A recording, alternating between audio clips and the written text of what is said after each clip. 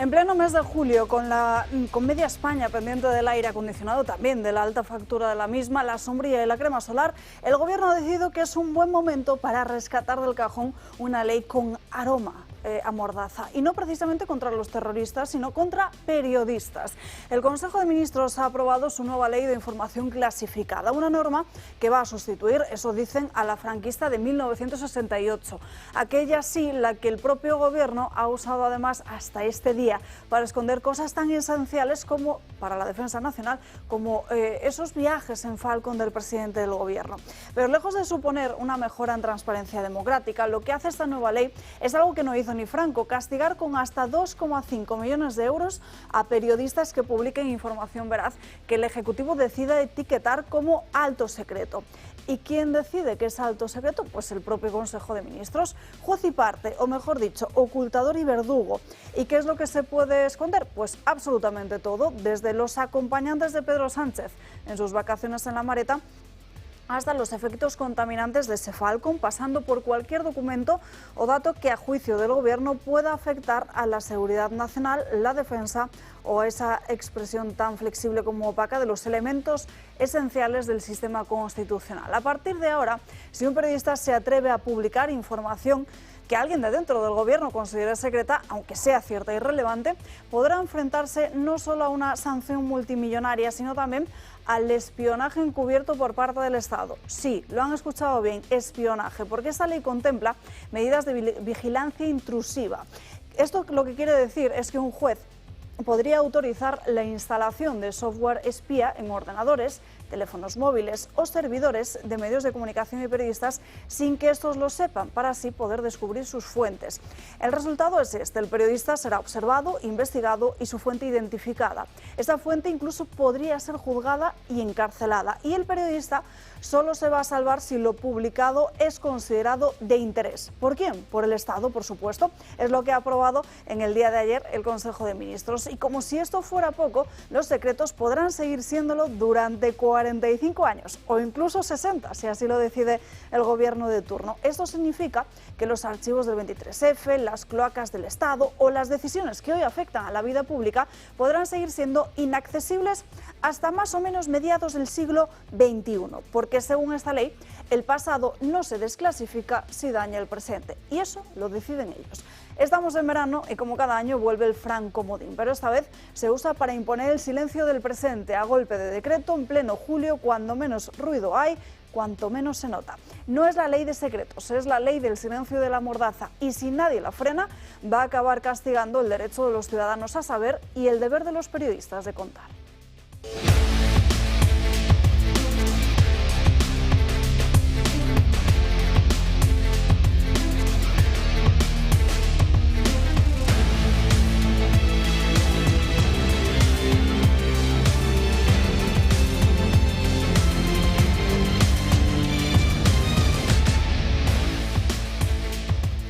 Muy buenos días, es 23 de julio, es miércoles, comenzamos el programa de Dando Caña de hoy, celebrando que en el Santoral celebramos Santa Brígida de Suecia. Muchísimos asuntos encima de la mesa. El más inmediato, la decisión del Supremo. Santos Cerdán permanecerá en prisión en Soto del Real. ¿Por qué? Por su papel de directivo en esa trama. Luego les mostraremos qué es lo que dice, qué es lo que entiende el magistrado en este auto de respuesta que ha emitido esta misma mañana, donde ha denegado ese recurso solicitado por la defensa de Santos Cerdán para poder salir de prisión. Hablaremos de ello, hablaremos también de la debilidad parlamentaria del Gobierno, que en el día de ayer volvió a sufrir una derrota de nuevo en el Congreso de los Diputados. Ahora ya saben que es Congreso a secas, disculpen la costumbre. En fin, también de la inmigración ilegal, de inseguridad, de Huawei, muchísimos asuntos. Así que quédense con nosotros a lo largo de esta mañana aquí en Dando Caña, en la que nos acompaña, leyendo en estos momentos, don Julio Ariza. Muy buenos días. Estoy motivadísimo ahora porque ya espero con ansiedad ¿Tienes lectura de verano? Acabar el programa para comenzar a leer este libro de don José Ramón Ferrandis, que lo he escrito con un viejo conocido, Felipe González Abad, sobre desmontando la Agenda 2030.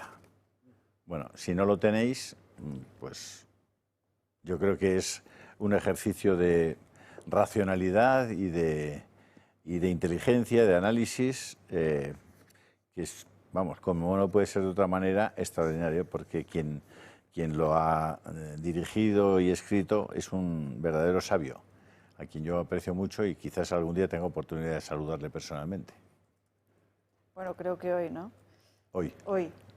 Hoy, pero antes de saludar a José Ramón Ferrandis, continuamos con el comentario de Josep María Francas. ¿Qué tal? Bueno, pues muy bien. Hoy es un día... Yo ¿Tú pienso tienes que lectura de verano?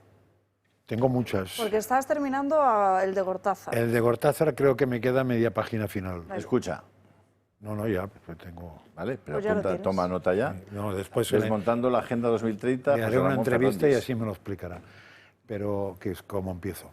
Pero yo ayer, no sé si ayer o anteayer dije que tenía grandes esperanzas en que ayer fuera un gran día, y lo ha sido, porque el famoso Ley Bolaños se ha ido a dormir el sueño temporalmente de los justos. Y eso probablemente es la mejor noticia que ha ocurrido en los últimos años en España, porque la contraria era terrible, ¿eh? O sea, lo peor que nos podía haber pasado era que esa ley prosperara. Hombre, la que has explicado tú del silencio tampoco está mal, pero sí que es verdad que a esta le faltan, o sea, que la apruebe el Consejo de Ministros cada día implica menos que la apruebe el Parlamento. De hecho, ayer se llevó otro revolcón Pedro Sánchez porque ni siquiera el macrodecreto de los apagones se salvó de la quema cuando tenía, parece ser, a todas las empresas detrás, con lo de lobbies que supone eso, que no sé por qué me ha recordado Montoro el sistema este, pero no sé por qué me lo ha recordado. Digo, habría que ver si lo que tenía en el decreto este también llevaba el membrete de la patronal o de las empresas o directamente del gobierno, no lo sé. Por cierto, no me he leído el decreto, pero lo que tengo claro es que contra los apagones no tenía nada que ver, porque si el gobierno no ha sido capaz de ponerse de acuerdo, no en lo que pasó, que lo sabemos todos, sino en la venta de lo que pasó, y por tanto no se cree lo que pasó, ¿cómo puñeta va a remediar lo que no se cree? Es imposible. Si no conoces la enfermedad, el medicamento no funciona. Con lo cual, mi esperanza es que el decreto que has hablado hoy vaya al mismo sitio que la ley Bolaños, que es a freír espárragos.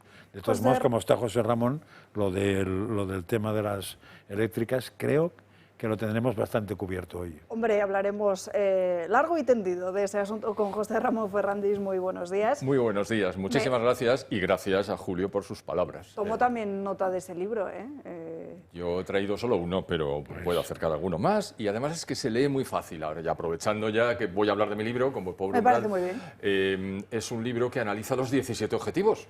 Y como analiza cada uno de los objetivos por separado, pues hoy voy a leerme el 13º. Pues ya está. Entonces, si no tienes mucho tiempo, está bien. Y luego cada una de las metas es desmontar el argumentario de Naciones Unidas, que es absolutamente insostenible.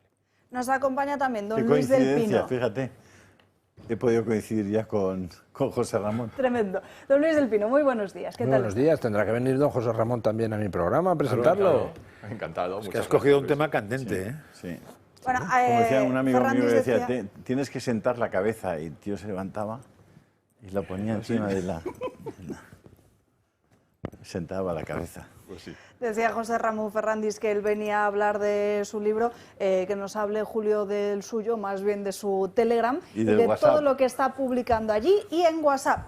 Y Joder, mientras hay una- tanto les dejamos también los códigos QRs aquí abajo para En que eso puedan... también podrá José Ramón opinar, porque una de las cosas que he colgado en el Telegram es la noticia de que España, Sánchez, el gobierno, le ha donado 760.000 euros a Marruecos para poder evitar inundaciones, Sí. sistema de alertas de inundaciones. Ya es una provocación esto. O sea, ya, ¿qué más se puede decir?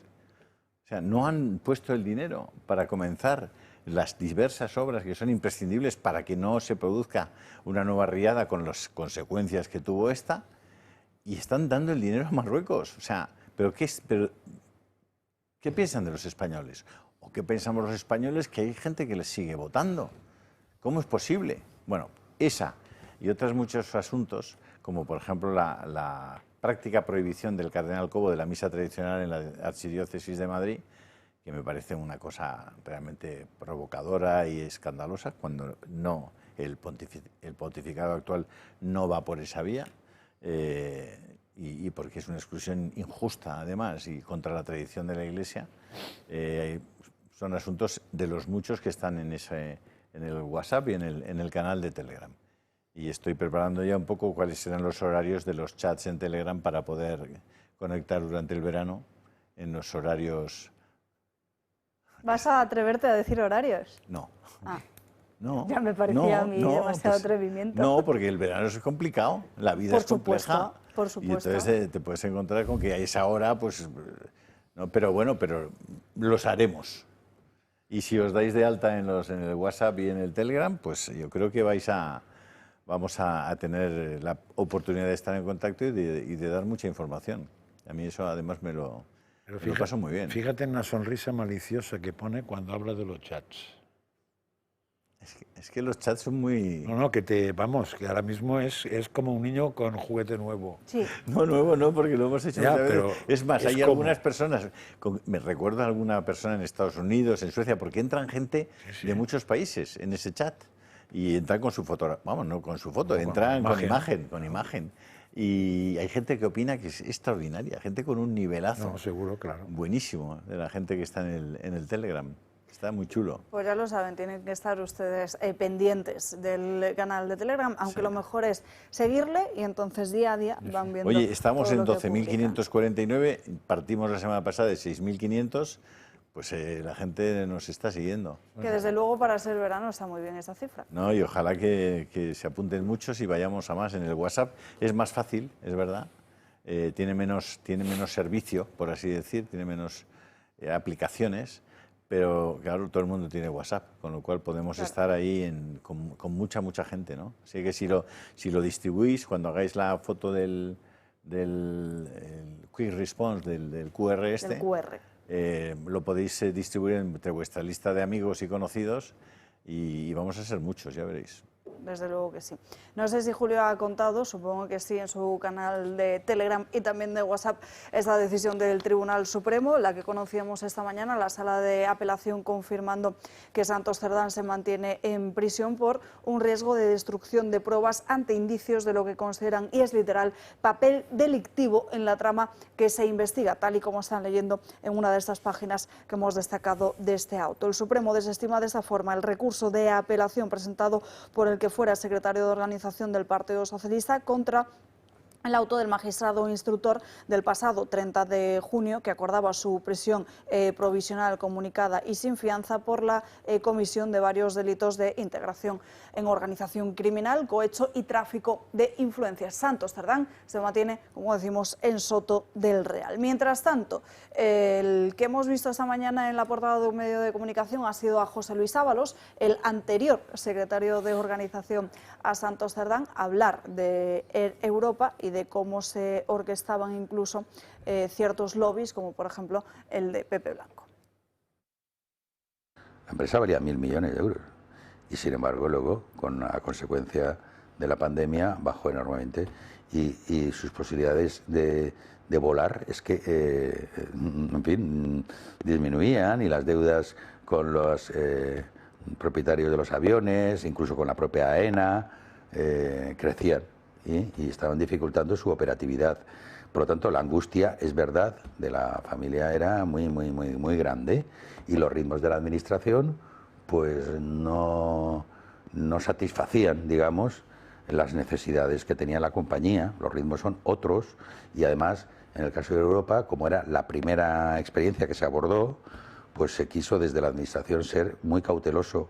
Pero eso, lógicamente, llevaba unos tiempos que no respondían a la angustia que tenía la empresa. Y en ese momento sí que es verdad que se pudieron plantear cualquier tipo de acceso o recurso con tal de acelerar el proceso. ¿Que lo hicieran o no? No lo sé.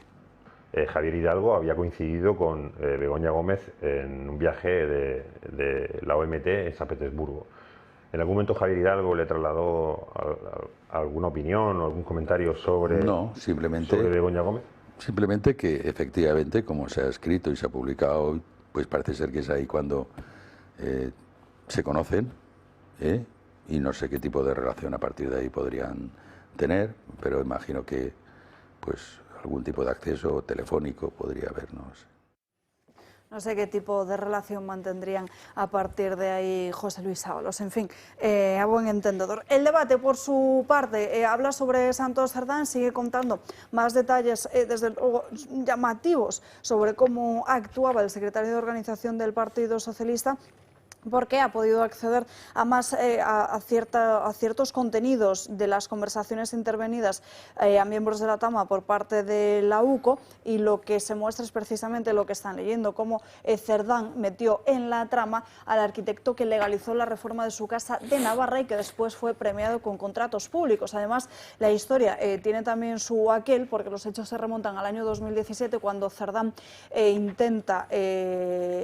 cuando solicita al ayuntamiento una licencia para cubrir la terraza de su vivienda. Esa licencia le es denegada, luego vuelve a presentarlo y ya es aceptado. Ese arquitecto municipal que firmó el informe se llama Rafael Calderón Alonso. Años más tarde tendría un papel decisivo, no en la legalización de esta obra en su vivienda, sino en una cascada de concesiones públicas a la propia empresa. Las licencias, además, escribían intervenciones no menores, ambiciosas y desde luego bastante costosas. Don Luis, en fin, esta misma mañana también han mostrado a los espectadores de Mañanas en Libertad esa entrevista de José Luis Ábalos en el Confidencial. Decía McLuhan que el medio es el mensaje y lo más importante de la entrevista es el hecho de que se conceda.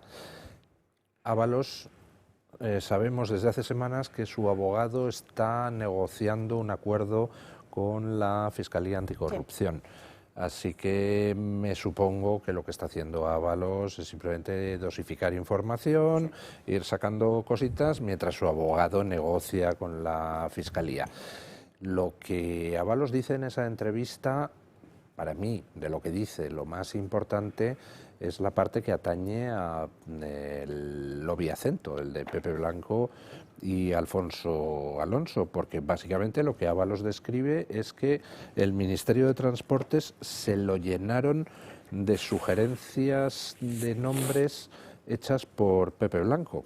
Es decir, Pepe Blanco colocó sus peones en el Ministerio de Transportes, incluyendo, ojo, a Isabel Pardo de Vera, con lo cual tendríamos una cosa curiosa desde el punto de vista judicial. Si ha habido alguna concesión de algún tipo de prebenda, obra pública, contrato a algún cliente de Acento, donde haya participado alguna de las personas que el propio Acento colocó en el Ministerio de Transportes, estaríamos ante un caso Montoro de libro, con lo cual, pues, en fin, alguien tendría que tomar cartas judiciales en el asunto. Fernández. Yo lo que vengo constatando últimamente es que Santos Cerdán está en la cárcel, este señor está negociando, el señor Ábalos está negociando, de Coldo ya sabemos bastante, y había un cuarto pasajero en el Peugeot 406, y ese no sabía nada, y ese no está haciendo frente a ninguna responsabilidad. A ver, esto es corrupción generalizada y sistemática, que tiene mucho que ver con el comportamiento tradicional del Partido Socialista Obrero Español. No digo que sea constitutivo de su personalidad, pero casi. Entonces, creo que es algo que debe de constar y de estar en el hipotal, donde sea, en el cerebelo de cada uno de los ciudadanos. Esta es la corrupción institucionalizada en desarrollo y creciente, porque cada día que pasa encontramos un elemento más que produce la oportunidad de ganar recursos financieros con carácter no legal. Acabamos de ver una operación de muy pequeña envergadura relacionada con una mejora en una vivienda. Tú presentas ante el ayuntamiento de la población navarra correspondiente un proyecto. No te lo autorizan, te da lo mismo y haces las obras. Pasado un tiempo vas a que te lo autoricen con una cierta ampliación. Y mira por dónde no tienes un problema, sino que además de autorizártelo, a posteriori y contra la normativa vulnerada inicialmente, además puedes ampliar la vivienda, puedes pintar la fachada, puedes cambiar las ventanas, en fin, lo puedes hacer todo. ¿A cambio de qué? Pues sígase la pista del arquitecto municipal. Todo lo que tocan lo manchan. Es fantástico. Brancas. Sí, bueno, no, a mí, yo voy a ir por otro lado que no tiene nada que ver, pero es muy interesante lo que has dicho, o me has anunciado, de que el tribunal ha desestimado el hecho de soltar a Santos Cerdán, oyendo los comentarios de todos los periodistas, diríamos, monclovitas de esta mañana, donde aseguraban, vamos, con lo mismo que Martín Pailín ayer, que la ley estaba a favor de soltarlo porque no había ningún motivo de tenerlo y tal. Es interesante la visión profética de todos estos. Y, en fin, me alegra que no siempre tengan razón, o mejor dicho, que no la tengan casi nunca. Bueno, en el tema de Pepe Blanco, también llamado Pepiño, yo he dicho aquí ya que, primero, los lobbies están regulados en Europa y tienen una regulación además bastante estricta y desde luego buscando siempre la transparencia. Es decir, los lobistas en Europa se reúnen con diputados, se reúnen con miembros de la comisión, organizan conferencias y tinglados de todo tipo, pero hay una peculiaridad y es que ellos tienen que dar cuenta de cada una de esas reuniones que tienen con personajes que tienen alguna representación política pública de gobierno. Entre la prevaricación, el tráfico de influencias y el lobby hay una línea muy fina, muy fina. Una línea que permite la interpretación, es decir, que puede haber alguien que diga esto es un lobby y este es el trabajo legal de un lobby, que además está un lobby como tal lo que hace es emitir unas facturas a sus clientes en las que están detallados los trabajos que han realizado para ese cliente, y luego está todo lo demás, lo que puede haber detrás que no es publicable. Bueno, aquí se trata de saber si el lobby, llamado Acento, de Pepe Blanco, ha hecho cosas que están al otro lado de la línea. Por el momento ha sido muy público, es decir, de hecho han ido publicando, ahora somos la empresa de Public Affairs de Marruecos, o de Huawei, o de yo qué sé quién, o del BBVA, ¿no? Bueno, pues por ahí, si hay alguien que aporta pruebas de que se ha traspasado esa línea, que por otra parte es muy fina, evidentemente tendrán un problema.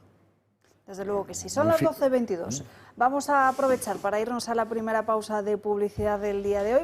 A la vuelta nos metemos de lleno en esa ley de secretos del Estado y también nos iremos hasta la Comunidad Valenciana, porque allí, en el último pleno del Ayuntamiento, se ha aprobado algo muy importante que ha salido adelante gracias al Partido Popular y Vox, y es el españolizar de nuevo el nombre de la ciudad de Valencia. Se lo contamos a la vuelta.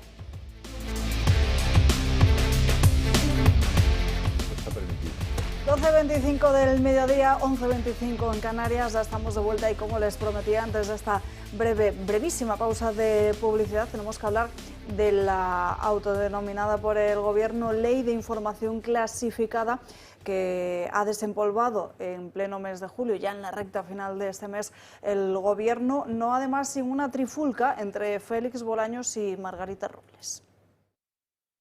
El Consejo de Ministros aprobó este martes el proyecto de Ley de Información Clasificada, una ley que habilitará de forma exclusiva al Consejo de Ministros para determinar qué informaciones pueden ser clasificadas como secreto de Estado. Para esto, el Gobierno solo tendrá que alegar razones bastante genéricas, como la defensa nacional, la seguridad pública, la seguridad de las Fuerzas Armadas o la de las fuerzas y cuerpos de seguridad del Estado. Una nueva ley que, atención, va a permitir al presidente del Gobierno ocultar con quién y a dónde viaja en el Falcon. Una información que nunca han querido dar, aunque otra de las consecuencias más graves que ocasiona esta ley tiene que ver con los periodistas. El juez puede establecer medidas proporcionales para conocer la fuente de los profesionales de la información. Es decir, se acaba el secreto profesional, un derecho hasta ahora de la profesión periodística. Esta actuación se podrá ejecutar por dos razones, o bien cuando revelar la fuente sea el único medio para evitar un dato que afecta a la seguridad, o bien cuando se quiere evitar un riesgo para la seguridad nacional. Además, esta nueva ley incluye plazos, 45 años para desclasificar automáticamente documentos de alto secreto, por lo que se podrían hacer públicos los del 23F y los relacionados con el régimen franquista. Esta ley recoge también sanciones para los que desvelen información clasificada, desde 30.000 euros en los supuestos menos graves hasta los 2,5 millones para los más graves. Pero aquí no hay consenso en los sillones de Moncloa. Sumar, partido que conforma el Gobierno, ha anunciado que va a presentar enmiendas cuando el texto de la norma llegue al Congreso para cortar esos plazos de desclasificación y para reducir las sanciones. Pero no es el único encontronazo que ha provocado esta norma, y es que el texto iba a ser presentado con las firmas de Bolaños, Robles, Marlaska y Álvarez. Sin embargo, solo apareció una, la del ministro de Justicia, Presidencia y Relaciones con las Cortes. Sin embargo, según El País, Moncloa resta importancia a esto, asegurando que es una norma en la que han participado varios ministerios y a la que todos apoyan. Una norma, como vemos, que solo beneficiará a los mismos de siempre. Pues ya ven, una nueva mordaza. A ver, ya digo que la suerte es que una cosa es que la apruebe el Consejo de Ministros y otra cosa es que pase a la legislación y que últimamente lo que aprueba el Consejo de Ministros va a una basura que hay que tener al lado o un poco fuera. Sí, pero muestra las intenciones. No, las intenciones, pero son viejas esas intenciones, ¿eh? Otra cosa, la eficacia de esto, pues suele ser muy baja para según que se persiga. O sea, será muy alta para coaccionar, para censurar y sobre todo para coaccionar a los periodistas y más que a los periodistas a los medios de comunicación. Pero eficacia no va a tener ninguna. Recuerdo un ejemplo. En teoría en España no se pueden publicar encuestas electorales el día antes, ¿eh? Y ningún medio las publica un medio en Andorra, con lo cual tema resuelto. Entonces, aquí es lo mismo. ¿En Andorra o está el mercado de las frutas para los más originales? El de Andorra es las frutas. El de Andorra va con frutas, ¿no? Entonces, aquí es lo mismo. Es decir, si yo consigo una cosa que es un secreto súper secreto del Estado y que tiene mucha fuerza, ya me encargaré para que lo publiquen fuera y que la ley, en caso de estar aprobada, no sirva para nada. O sea, lo que hay que ser tonto es para publicarlo en España si te va a caer 2 millones de euros de multa. O sea, solo sirve para asustar. Y que asusta, claro, porque cualquier medio no se arriesga. Y entonces, pues estamos ante una ley que se podría hablar abiertamente de totalitaria o fascista directamente, si lo queremos hablar con una propiedad histórica. Lo que dice don Josep María, aparte de muy inteligente, como todas las cosas que dice, es completamente cierto. Efectivamente, es una ley donde al final, pues si le quieres buscar las vueltas, te saltas los preceptos legales. Lo único preocupante, vamos a ver, hay que desdramatizar un poco algunos aspectos. Siempre ha habido multas por revelar secretos de Estado. De hecho, yo creo que en esta ley se rebaja un poco la cantidad máxima de la multa. Creo que antes era 3 millones de euros y que ahora se fija en 2,5 millones, pero puedo estar equivocado, a lo mejor era antes también 2,5 millones.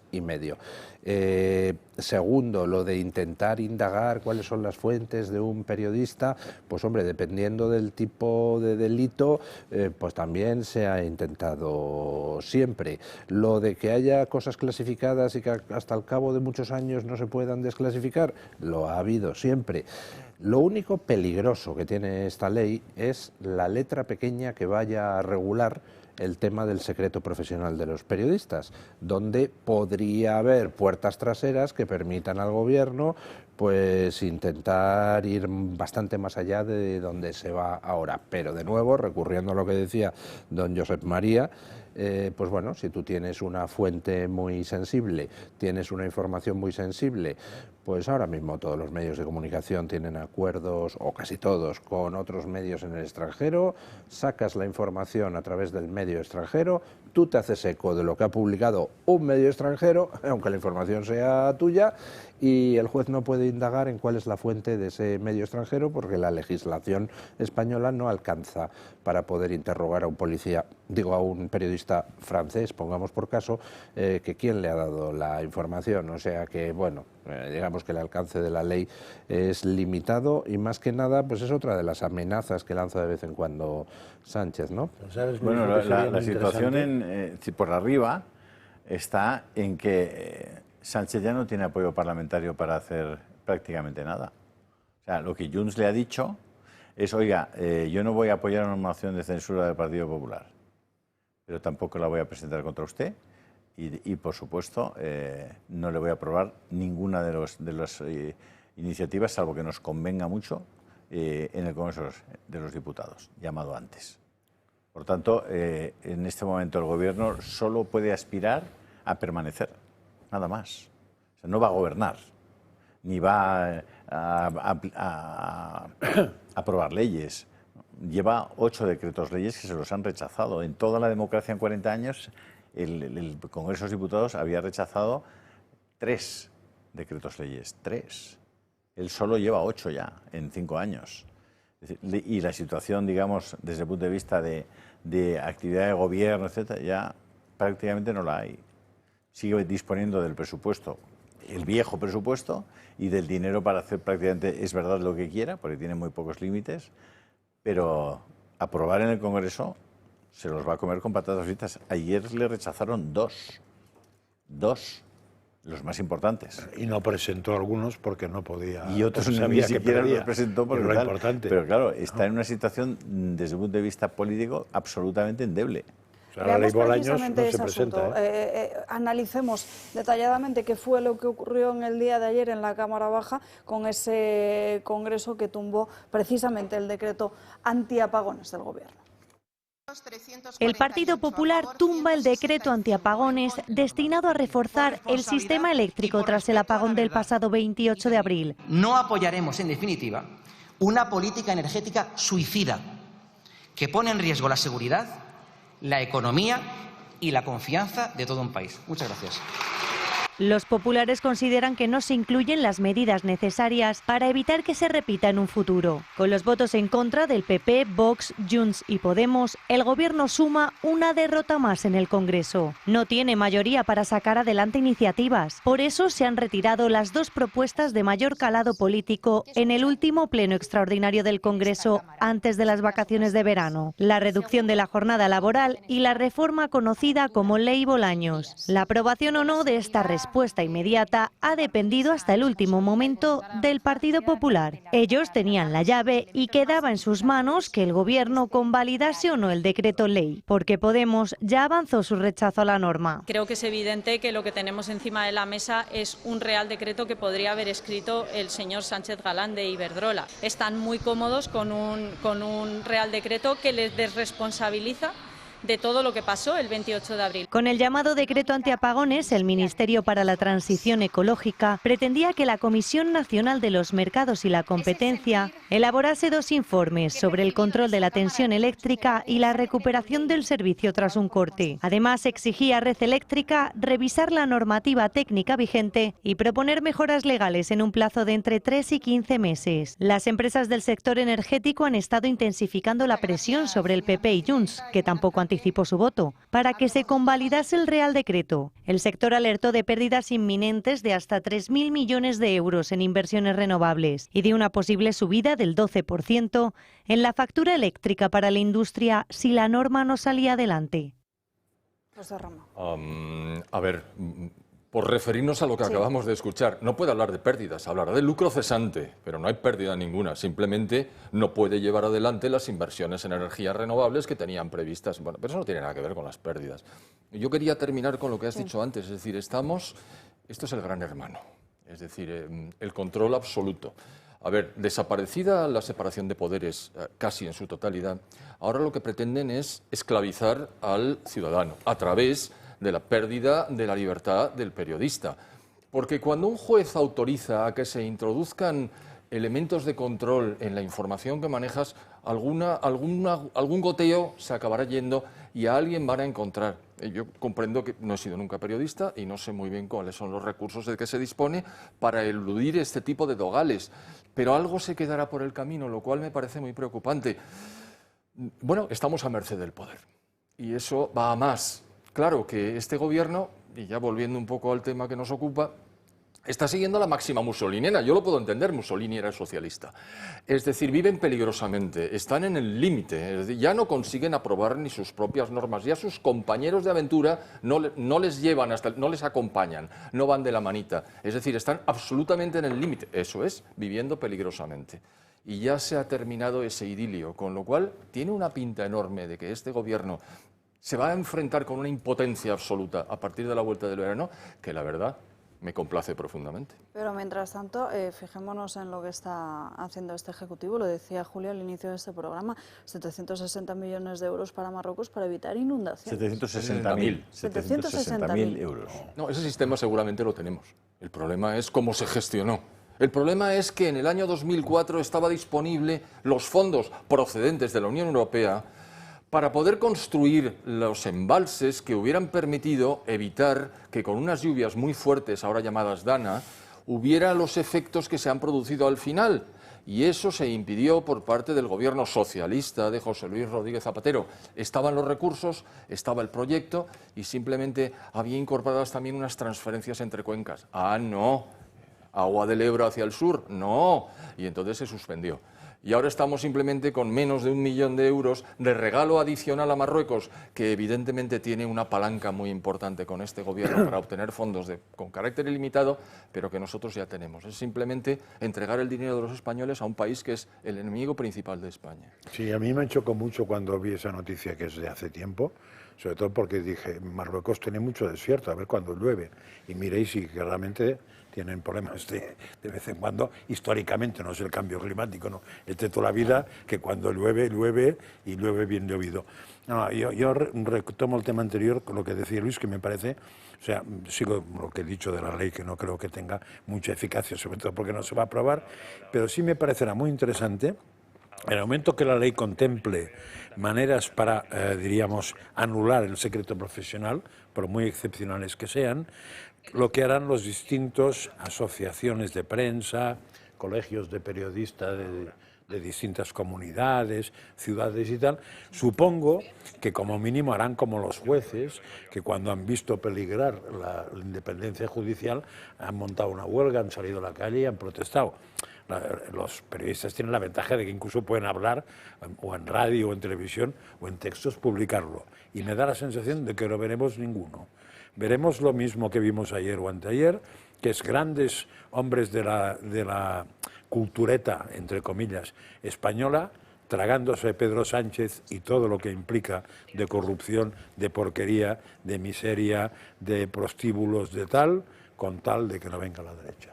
Ahora volvemos a hablar, si queréis, de este asunto, pero es que nos vamos hasta Valencia porque parece que se ha iniciado el camino para que pueda recuperar su nombre. En el día de ayer se celebró un pleno en el Ayuntamiento donde, gracias a los votos de Partido Popular y Vox, han conseguido que la nomenclatura deje de ser en exclusivo en valenciano y pase a ser bilingüe, es decir, con la grafía del acento cerrado y sin ella. Precisamente tenemos conexión en directo con Juan Carlos Caballero, él es el portavoz del Partido Popular en el consistorio. Muy buenas tardes. Hola, muy buenas tardes y muchísimas gracias. ¿Cuáles son ahora los próximos pasos para que esto que se aprobó ayer en el Pleno del Ayuntamiento sea oficial, se convierta en una realidad? Sí, ahora va directamente a la Generalitat, que es al final el último paso que tiene que dar para poder volver otra vez a recuperar la doble denominación. Es un compromiso que la alcaldesa de Valencia, desde el primer momento, ya en su toma de posesión, en su discurso de investidura, ya dijo que esta tierra, la tierra de Valencia, volvía a ser otra vez una tierra de libertad. Recuperamos los espacios de libertad donde habían sido cercenados por parte de una izquierda sectaria y reaccionaria que no admitía otro pensamiento distinto al suyo y, por tanto, querían instaurar un único corriente ideológica, un único pensamiento oficialista y, por tanto, la alcaldesa de Valencia dijo que aquí en Valencia se volvía otra vez a respirar libertad y uno de los primeros pasos que dijo fue anunciar la recuperación de la doble denominación de Valencia, porque nosotros entendemos que el valenciano, que es una riqueza lingüística, una riqueza que tenemos en la comunidad autónoma valenciana, no tiene que ser un elemento de confrontación, es una lengua más de España y por tanto la defendemos y por tanto estamos orgullosos, pero que no había que hacerlo también en detrimento de la lengua de todos, que es el español. Y por tanto lo que queremos es que Valencia pueda ser llamada tanto en valenciano como en castellano y que los valencianos no tengan que ser discriminados en función de la lengua en la que elijan hablar. Bueno, creo que desde la izquierda se han puesto todos los grupos parlamentarios en contra. Preguntarle también si esto necesita el visto bueno de la Academia de las Lenguas Valencianas. Necesita el visto bueno de la Academia Valenciana de la Lengua. Desde luego, el informe que hemos elevado desde el Ayuntamiento de Valencia, el acuerdo, se ha adoptado también en base a un informe ya científico por parte de un académico de la Academia Valenciana de la Lengua que defiende la postura de la doble denominación. como ha sido siempre, ¿no? Lo que representa la ciudad de Valencia. Por tanto, aquí hay dos cuestiones. Es que antes la izquierda valenciana no solo quería poner el nombre de Valencia en valenciano, sino lo que quería hacer es catalanizar Valencia. Y por tanto, lo que hemos cambiado ha sido no solo esa doble denominación, sino también la defensa que defienden los académicos de la lengua valenciana, que es justamente que el acento pueda ser también el acento cerrado, que es fonéticamente lo que, vamos, tal y como en valenciano se dice Valencia, es justamente con el acento cerrado. Lo que buscaba el anterior alcalde, el señor Ribó, que era un alcalde catalán y catalanista, era justamente catalanizar la ciudad de Valencia, y nosotros no lo vamos a permitir. Pues Juan Carlos Caballero, muchísimas gracias. Pero para que la gente lo... buenos días, Juan Carlos. Buenos días. Solo por saber, la diferencia de Valencia en castellano y en valenciano, aunque ustedes le llaman catalán, ¿no?, a lo que hablan ustedes.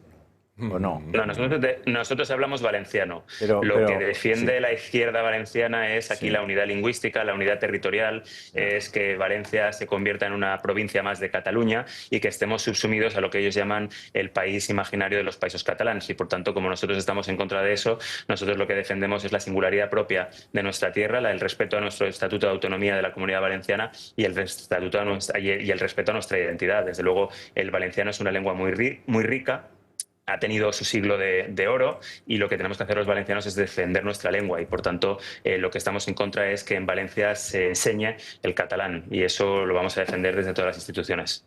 La diferencia de Valencia a Valencia es un acento. Sí. Un acento en la E. ¿Correcto? En la E, correcto. Y eso, por ejemplo, cuando llegas a la estación del norte en Valencia, el rótulo que hay ahí es Valencia en valenciano, ¿no?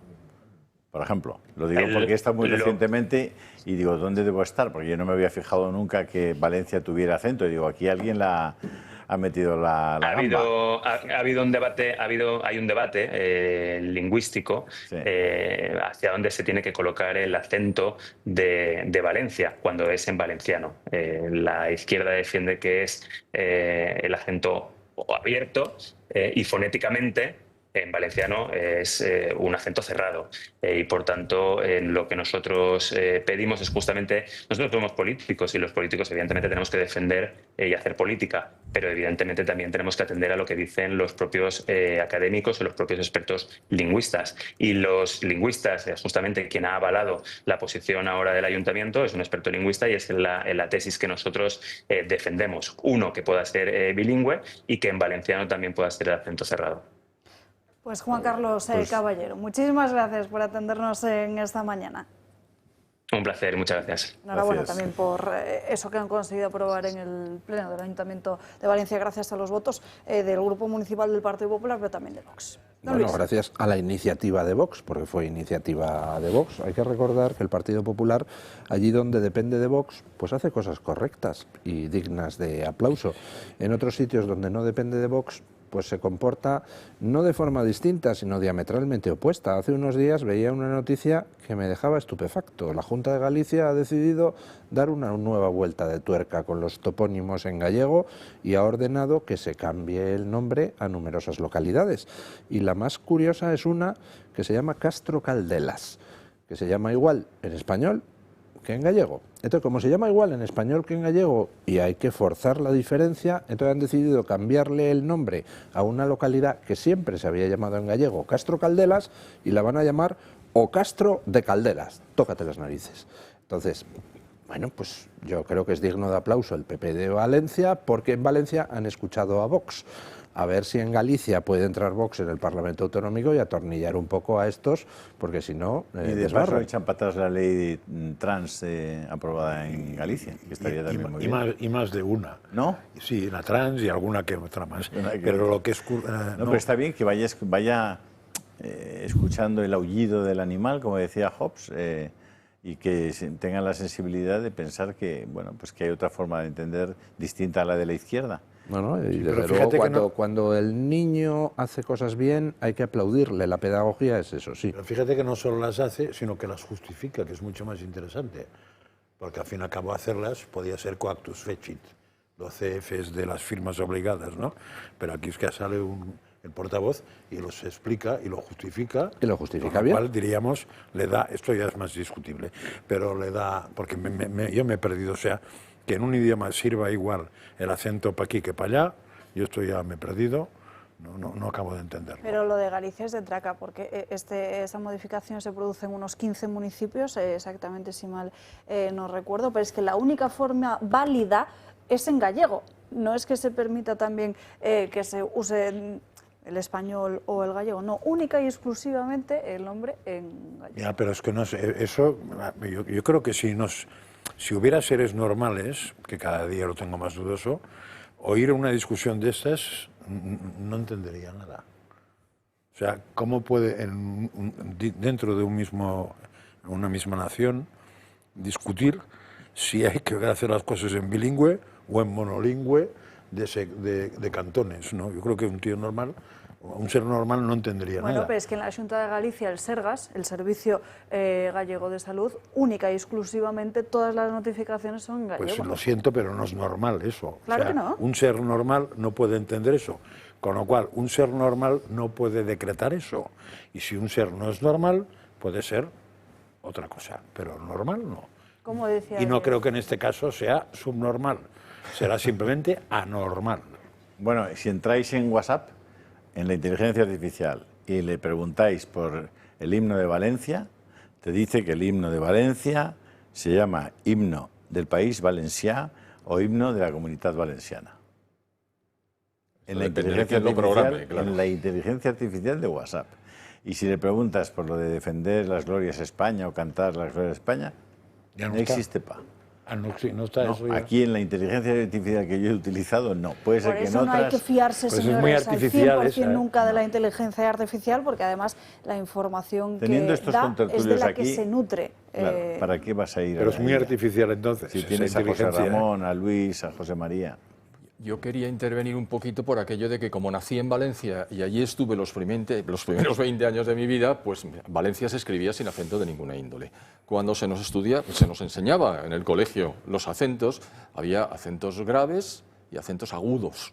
Es decir, los graves eran hacia la izquierda, por decirlo así, como se imponía hasta ahora mismo en Valencia, y los agudos a la derecha. Bien. Antes se hablaba de Valencia, no hacía falta el acento por ninguna parte porque tiene acento tónico, ahora ya no sé cómo se dice, pero Valencia está acentuado en la E. Son ganas de buscar la diferencia e intentando ver cuál es la categoría que hace que el intervencionismo sea permanente. Ya no es un problema de derechas o izquierdas, porque se supone que el PP es de derechas y está acendrando, llevando al límite las diferencias. No se sabe muy bien para qué. Entonces aquí es un problema de progresismo. Es decir, los progres plantean problemas inexistentes y en cambio la gente normal, es decir, los que no son progres, intentan resolver los problemas inexistentes que los progres nos han planteado. Oye, ¿por qué no dejas las cosas como estaban? Valencia lo entendía todo el mundo, no hace falta que pongas el acento, pero si acaso, ponlo en valenciano porque estamos en Valencia.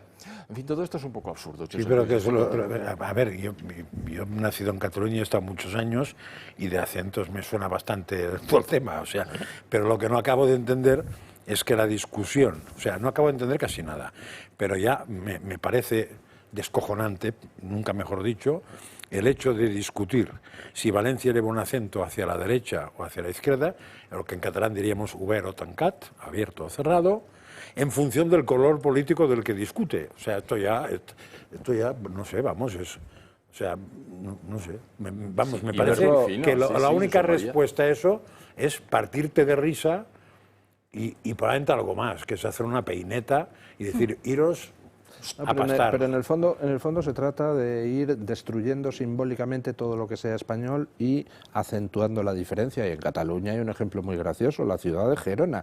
Gerona no se ha llamado nunca en catalán, históricamente, Girona. Siempre en catalán se ha escrito Gerona.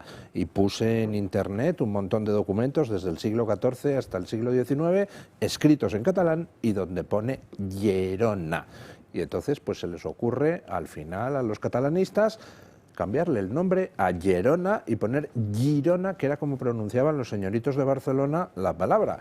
Y dices, ¿y por qué? Pues muy sencillo, porque como en español se escribe Gerona y entonces se iba a escribir en los dos idiomas lo mismo, pues no, hay que hacerlo diferente. Y entonces cambiamos a Gerona el nombre tradicional que en catalán tenía.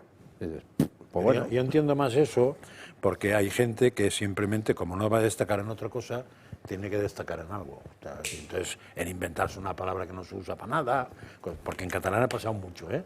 O sea, como una palabra se pareciera al castellano, tenía los días contados y había que buscar la cosa que no usa nadie. Pero bueno, esto, diríamos, forma parte de una patología habitual. Pero que esa patología, además, se sume en que la diferencia está en que el que usa la E es de derechas y el que usa la I es de izquierdas, entonces ya, no sé, se me rompen muchas más neuronas de lo normal, que cada día es una o dos.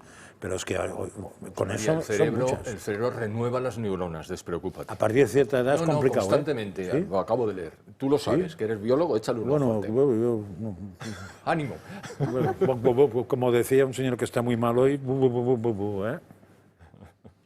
Y si hay fallos de memoria, en muchas ocasiones también el Telegram de Julio Ariza nos recuerda sí muchos lo otros resuelve. interesantes. Pues sí, la verdad es que sí. ¿Qué estás publicando ahora? Porque estás tiqui-tiqui.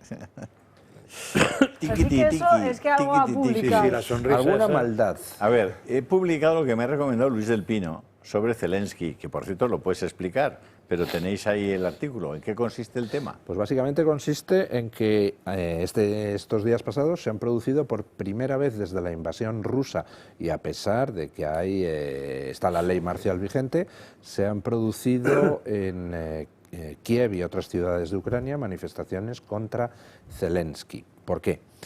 Pues porque el Parlamento ucraniano ha aprobado una ley por la cual Zelensky pasa a tener el control de lo que hasta ahora eran organismos independientes encargados de investigar la corrupción. Es decir, lo que ha hecho Sánchez de colonizar las instituciones, pues lo acaba de hacer Zelensky con los organismos encargados de investigar la corrupción en Ucrania, de tal manera que si a partir de ahora hay corrupción en el gobierno ucraniano, va a ser el propio gobierno ucraniano quien investigue su propia corrupción, con lo cual ya sabemos qué quedará de eso.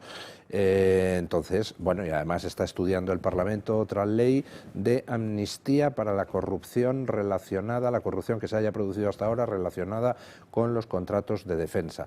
Y claro, pues medios de comunicación ucranianos que estaban apoyando a Zelensky desde el principio, pues de repente se le han puesto de uñas. Dicen, caramba, ¿qué vamos a tener aquí? A un señor que al final pues va a hacer que esto sea el paraíso de la corrupción. Pues hombre, no parece que sea la mejor vía para Ucrania, ¿no? Desde luego que no. O sea, igual que ha pasado aquí, y eso. muchos más asuntos en el canal de Telegram y de WhatsApp de Julio Ariza, al que pueden acceder, ya lo saben, a través de estos dos códigos QR que están viendo en sus pantallas. Este es el de Telegram, este es el de WhatsApp. Lo único que tienen que hacer es abrir la cámara de sus móviles, acercarlo a ese código que están viendo, les va a saltar un mensajito, hacen clic y ahí les va a salir el perfil y en algún sitio de la pantalla aparece la opción unirme. Ahí hacen clic de nuevo y ya siguen a Julio Ariza en sus canales oficiales. Y para ser los más chulos del verano... me han dicho del azul ya solo quedan dos. Hay algunos más verdes, pero del azul ya solo quedan dos del azul, pues para llevarles a todos ustedes la contraria yo me voy a comprar el verde. Ah, pues muy bien. Pues, ¿Tú también? Sí, no, eso, la verdad es que son una preciosidad, ¿eh? Y además creo que son sumergibles. Yo como me paso el día buceando entre animales marinos. Noticias, ¿no? No, pero aunque no buceen ustedes o no naden, son perfectos porque al final en verano, si uno se quiere dar una ducha en la piscina, que si el niño quiere estar en la orilla, que si me lavo las manos... Pero que valen no sé 30 euros además, no o 35, o sea que tampoco es para volverse loco, ¿eh? O sea, no, están súper bien de Se precios. puede comprar uno de cada color también. Sí, sí. Uno de cada color, dependiendo No quedan del día. muchos, ¿eh? Que no quedan azules. Sí. Solo quedan dos, así que los dos que llamen ahora quieran el azul, se llevarán el azul, y si no, pues el verde. Y dos y este. Me siguen. Dos y este. No lo sé. No te puedo dar esa Sé información, tres, pero si llaman por teléfono se lo dicen rápido. 91 616 24 64, si lo prefieren y no les corre mucha prisa, aunque corren el riesgo de quedarse sin él, el correo electrónico clubdeamigos@clubdeamigos.org. Por si acaso, esta pausa de publicidad, 2 primeras llamadas, recuerden, al 91 616 24 64. Publicidad y volvemos. 7 millones de personas viven en nuestro país con artrosis, una enfermedad degenerativa que va desgastando el cartílago de las articulaciones, produciendo dolor e inflamación. Aunque es una patología que no tiene cura, existen 3 tratamientos muy novedosos para tratar sobre todo el dolor que es tan incapacitante. Uno de ellos son los guantes de Relax Quanti Nanotex. En sesiones de 20 minutos ofrece los tratamientos más innovadores recomendados por los reumatólogos para las personas con artrosis de manos sin tener que moveros de casa. Para los que lo tenéis localizada en la rodilla, la solución es la rodillera, que utiliza ondas de radiofrecuencia que genera el calor y disminuye el dolor, permitiendo recuperar la movilidad.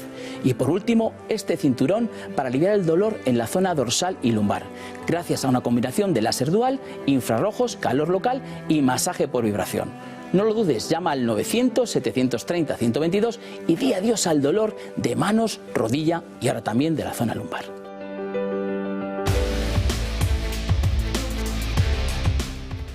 Ya estamos de vuelta en Dando Caña, 1 en punto de la tarde, y nos vamos ya con nuestro compañero Gabriel Serrano, que creo que es uno de los últimos que se ha hecho con uno de estos relojes del Toro Televisión. Les recuerdo el número de teléfono del Club de Amigos al que deben llamar para hacerse con estos relojes, es el 91 616 24 64. Ya las ganas de vacaciones. 91 616 24 64. Recuerden, para uno de esos relojes del Toro Televisión. Gaby, vamos ya con tus crónicas. ¿Me recuerdas qué hora es? La 1 en punto de la tarde. Es la hora del azote del manicomio. Vamos a ver, y qué mejor si pueden ver la hora con el reloj del Toro Televisión. Pues bien, hablemos de Cruz Roja.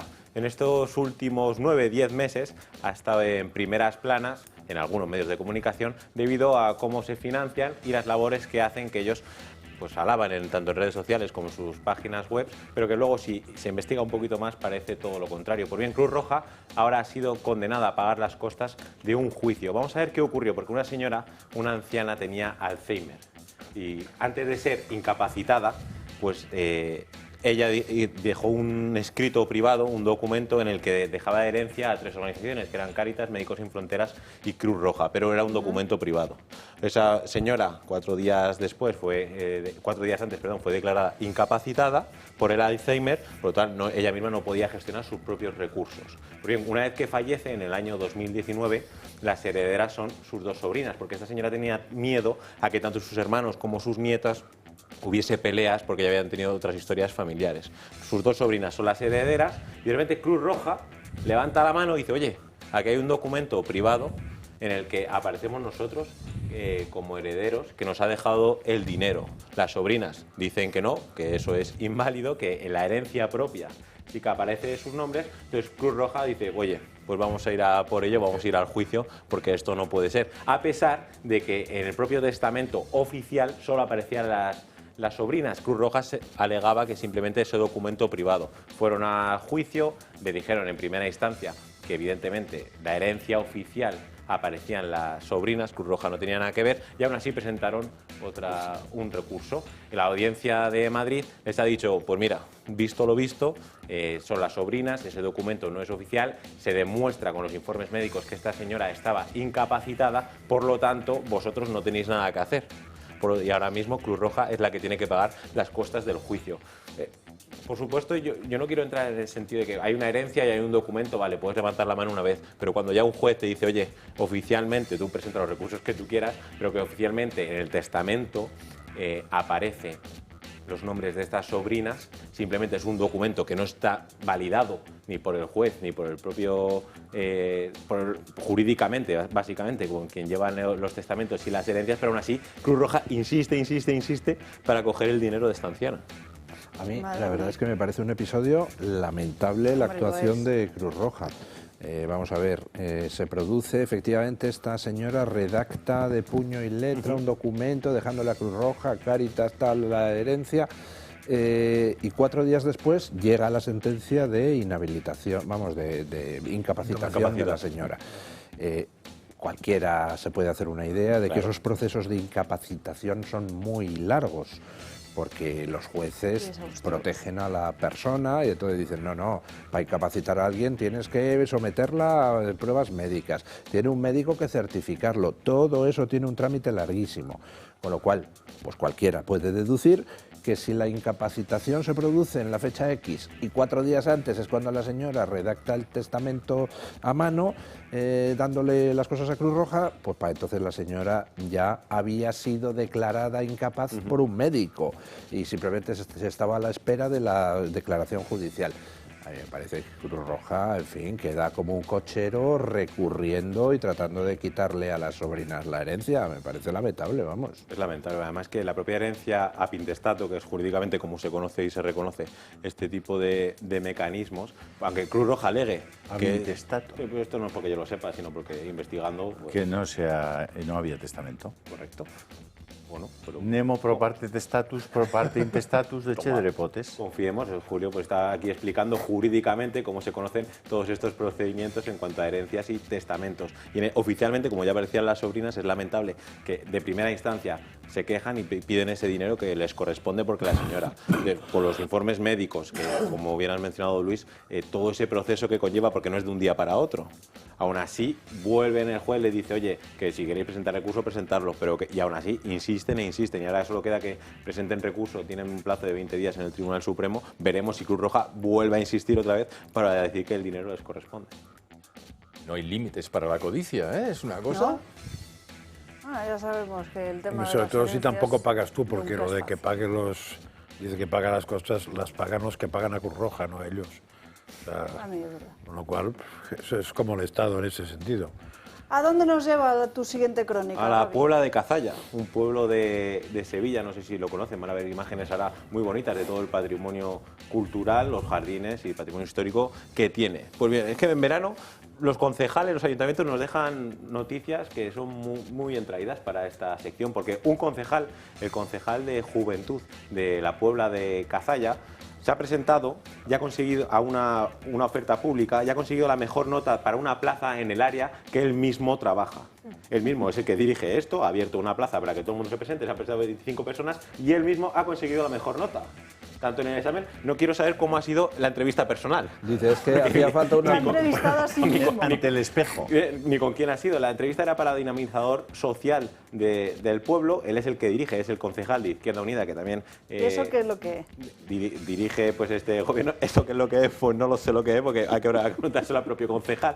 Que la entrevista, no sé si ha sido frente a un espejo contra él mismo, y imagínense ustedes que no se llega a responder. Y es de Cazalla, dices. La Cazalla de Puebla. Cazalla, la Puebla de Cazalla, perdón. Sí, la es- Puebla de estarías Cazalla. pensando. Es que era un puesto de confianza y en quién va a confiar más que en sí mismo, ¿no? Eso es así. 25 personas que se Eso presentan, es así. pues ahora mismo, pues, por supuesto, el Partido Popular ha dicho que ha sido un proceso escandaloso y de dudosa ilegalidad. Dudosa legalidad. Dudosa legalidad. No sabemos cómo será el concejal, No sé, pero qué imagine usted que él suspicaces, mismo suspende. no sé por qué dudan, ¿no? Pero el puesto que era de funcionario. Sí, es como Porque es si no un es empleo absurdo. público. Pero o sea, lo que pretende es quedarse a trabajar ahí cuando Lo deje de que ser él hace, pues concejal. organizarlo. O sea, Vamos a ver, él está montarse el buscando el bien tingladito. del pueblo, ¿vale? Si tú buscas el bien del No pueblo... tengo ninguna duda. ¿A quién vas a poner si conoces tus A ti propias mismo, porque eres capacidades? mejor Es que él ha dicho, mira, hay tantos del PSOE poniendo la mano en el fuego por unos y los otros que él se la pone Oye, por pues sí Izquierda mismo. Unida también está está. aquí y quiero ser yo el dinamizador social. Yo creo que este es un hombre muy caritativo y como la caridad empieza por uno mismo, pues ya está. De todos O modos, sea que- siguiendo la tradición de los ayuntamientos españoles, solo ha cometido un fallo, ¿Cuál? que es que esto siempre se hace con otro concejal. O sea, Para él simular. convoca la que yo voy y yo convoco la que va él, su mujer o su prima a una tía Le mía. faltaba práctica. Y No eso quería es, compartir. y eso es bastante más frecuente de lo que os podáis imaginar. No O sea, quería el compartir. error fue porque no encontró socio. Esto es un auténtico free solo de la colocación de gente, ¿no? No sé si no habéis sé, visto no algún sé, documental Manolo de Alomo. ¿No tendréis, no os recuerda un poco la operación que están haciendo entre Indra y Escribano? Ah, sí, hombre. Escribano lo ponen de presidente de Indra e inmediatamente el presidente de Indra compra la empresa Escribano, Sí, pues por algo. un valor que decide el propio Escribano, que ya es presidente de Indra. Pues ¿Qué os algo parece? parecido, sí, Oye, parece pues que sí. es sofisticado, ¿eh? Es una operación. Mejor pensado. Hay que darle una vuelta, ¿eh? Dice, a ver, ¿cómo logro deshacerme de esta que tengo, esta porquería? Me hago presidente de Indra. Y me lo compro. Y cojo Indra y digo, venga, compra esto, hombre, qué buenísimo, 10.000 kilos. Y las reuniones de trabajo... Escribano, Indra y Escribano. Las reuniones de trabajo son interesantísimas. Y a la hora de ponerse los horarios, los salarios... De hecho, Escribano se levanta por la mañana y dice, joder, ¿qué puedo hacer yo por Indra? Como me Comprar chupo el dedo, Escribano, hago así- hablo con Escribano y le digo, ¿a ti te parece bien que Indra te compre? Y Escribano le dice, claro, machote, pero págame bien. No, es una operación. Si es que hay gente con unas luces, lo que no se les ocurra a ellos, macho. La especie humana está muy evolucionada. Es bonito, ¿eh? Qué sofisticación, macho. En fin, Y, Gaby. y todos los consejeros independientes de Indra dimitiendo al unísono. Bueno, es que si no dimites y Dice- firmas, dice, te a puede ver, caer a ti el pastel, ¿no? Hasta el mejor escribano tiene un borrón. Julio ha dicho, las zorrón. crónicas no se pueden terminar sin algún chiste o sacar No, pero alguna risa. me gusta porque es que me aviva Te da el energía. ingenio. Como un Miura. Me aviva el ingenio. Pues a ver si de este ingenio... Yo no he traído chiste hoy, pero sí una pregunta. Hoy he traído un quiz, a ver si los de la mesa saben, ya que estamos hablando de la Puebla de Cazalla, no sé si ustedes saben cómo es el gentilicio de la Puebla de Cazalla. No lo sé. Espabilaos. Bueno, solo el concejal. Es Moriscos. ¿Moriscos? ¿Ah, sí? ¿Sabéis por qué Moriscos? Es curioso. Y además que en la Puebla de Cazalla hay muchos apellidos que son Moreno. Y esto es debido a esta historia, porque los duques de Osuna desobedecieron a los reyes católicos a la hora de expulsar a los moriscos y así se han quedado en gentilicio. Un dato curioso para ustedes. Qué interesante. Debe, Sí, ser no un lo sabía. pueblo, debe ser un pueblo muy bonito, por otra parte. ¿O no? Es bonita, hemos visto las imágenes. Y sí, es un pueblo chulo. Sí, La está- Puebla de Cazalla. Sí. Bueno, pues En habrá Sevilla. habrá que pasar por ahí. Muy bonito. Moriscos y morenos. Pues mire, si están todos ustedes pensando en una escapada de fin de semana o de un día, ya saben. Pero no hagan dónde- actividades con el edil de juventud, no vaya a ser que... Está dinamizando mucho aquello. No, y si van allí, no le pregunten a este concejal dónde comer porque te manda al restaurante que gestiona él mismo. Con Escribano. Gaby, gracias por A estas vosotros. crónicas. Bueno, cambiamos de asunto y nos ponemos serios, porque en estos últimos días Parla está en boca de todos y no precisamente por buenas noticias, sino por la inseguridad, disculpen, y todo el temor que están viviendo sus vecinos. El fin de semana se viralizó un vídeo a través de las redes sociales donde se veía la paliza que recibía una persona y de hecho no es el único caso que hemos visto en este punto madrileño. Son las imágenes de la brutal agresión de un marroquí a una señora en Parla. La víctima se resiste. Los vecinos gritan y el ladrón decide pisarle la cabeza en varias ocasiones. Finalmente el atracador magrebí consigue su objetivo y huye posteriormente del lugar. El autor, de 21 años, no satisfecho, robó en el mismo día un bolso a una anciana de 77 años. Subdelegación del gobierno afirma que ella se encuentra detenido, pero muchos vecinos opinan lo contrario y aseguran que la ciudad vive desde hace tiempo sumida en la inseguridad por unas viviendas ocupadas. Piden más refuerzos para la localidad madrileña. Yo tengo mandato de venta, lo digo porque... Y en Jaén, fíjense, porque el escenario tampoco es muy diferente. Unos 3 individuos de origen marroquí este fin de semana, es una información que está sacando y destacando ya la prensa local de allí, destrozaron toda la terraza de un bar después de intentar marcharse sin pagar, después de intentar marcarse un simpa. Hirieron incluso también a un agente de la policía.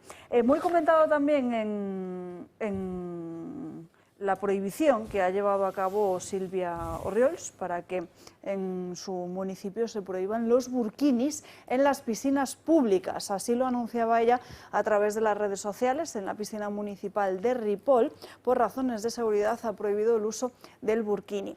Recordarán cómo hace unos días, creo que se lo llegué a mencionar aquí en Dando Caña, Había una piscina donde también, en Suiza, había una piscina donde también se había prohibido precisamente la entrada de inmigrantes ilegales. Pues bien, esa piscina lo que ha conseguido es batir todos los récords que había registrado hasta el momento y tiene el cartel de vendido, ya no tiene incluso de más abonos para este mismo verano, José Ramón. Bueno, aparte de cómo diferencias entre un inmigrante legal y un inmigrante ilegal en la puerta de una piscina, que me parece complicado, yo entiendo perfectamente que la gente esté, por esta indefensión a la que estamos sometidos, esté un poco hasta las narices de este asunto. A ver, inmigrantes ilegales que son identificados tienen que ser deportados, porque son delincuentes. Esto es muy sencillo. Es decir, llegan personas por sistemas varios a nuestra patria. Y entran sin la autorización pertinente, con lo cual, evidentemente, han delinquido, han violentado la normativa vigente. Bueno, pues se les identifica y en su momento, pero no dejándoles la libertad de movimientos que parece ser constitutiva de la, no sé cómo decir, de la bondad natural de nuestros próceres, sino reteniéndolos temporalmente hasta que los sacas. Pero si todo esto es muy sencillo. Y la enorme cantidad de inmigrantes legales que trabajan, que prestan servicios, que contribuyen al funcionamiento de nuestra patria y que son reconocidos por ellos, no pueden ser confundidos de ninguna manera con otras personas que se dedican a vulnerar la normativa. Es muy sencillo. Persona que entra contraviniendo la ley, persona que sale. Sí, eso, diríamos, eso es lo que tendría que ser. Debería ser la base. El deber ser. Pero hay una cosa que es que me ha recordado, y mira que hemos hablado veces de eso y no me había acordado nunca. En un momento determinado, los ayuntamientos españoles, empezando, no sé cuál fue el genio, el primero que empezó, dijo algo parecido a: yo dejaré que se, ¿cómo se llama? Apuntarse en un domicilio, que se domicilien, que se empadronen cualquier inmigrante ilegal sin investigar nada y sin ponerle pegas. Y eso se hizo, pero estoy hablando de hace 25 o 30 años en España, ¿eh? Y una vez hecho eso, ya tienes la contradicción. Porque claro, si resulta que es ilegal estar en España ilegalmente, pero al mismo tiempo los ayuntamientos te dejan que te censes, entonces es evidente que si te censas, el ayuntamiento ya tendría la información para decir usted entró ilegal, con lo cual se va fuera. Pero para que no pasara esto, dijeron, pero no diremos a nadie que usted se ha censado, ni que es un inmigrante ilegal. Y a partir de ahí, el siguiente paso fue, todos los censados tienen derecho a... Y el derecho era sanidad, educación y no sé qué más. Estoy hablando de hace 25 o 30 años, por eso me pilló a mí en un ayuntamiento, en el ayuntamiento de Hospitalet. Y a partir de ahí ya estuvo liada. Ya estuvo liada porque ya, diríamos, hay una contradicción flagrante entre una ley y una costumbre, una ley costumbre que de rango inferior, pero que funciona en todos lados. Don Luis. Le he enviado a Alba una foto de un burkini para este tipo de cosas. Lo que no he podido encontrar son cremas solares para tomar el sol con ese burkini. Algo para los ojos, ¿no? Para mí lo más importante de la noticia de la alcaldesa de Ripoll es que demuestra que cuando uno quiere hacer algo, se puede hacer. Resulta que hay una normativa de la Generalidad de Cataluña que prohíbe, por razones de discriminación, el prohibirle a alguien entrar con el burkini en la piscina. Con lo cual, en principio, pues no puedes prohibirle a alguien que entre con el burkini. Bueno, pues la alcaldesa de Ripoll lo que ha dicho ha sido... resulta que esto provoca un problema de seguridad porque los socorristas tienen más difícil socorrer a una persona con el burkini en caso de que se esté ahogando, por tanto, por razones de seguridad, se prohíbe. Es decir, busca un resquicio legal para oponerse a una norma vigente. Exactamente lo mismo que hace Trump en Estados Unidos cuando jueces del Partido Demócrata le ponen problemas. Dice, así, pues me busco un resquicio legal para saltarme lo que tú me estás diciendo. A mí me gustaría comparar eso con lo que vivimos durante la legislatura de Rajoy aquí en España, donde todo era un problema, no se podía hacer nada, porque claro, no, hay que crear una comisión, no, bueno, es que nos dice el tribunal no sé qué, o el PP con la ley de amnistía, no, claro, es que no podemos negarnos a tramitarla en el Senado. Son todo filfas. Cuando uno quiere hacer algo, por supuesto que lo que hace es buscar los resquicios legales para hacerlo. Y que sea el otro el que recurra y que sea el otro el que se pelee contigo.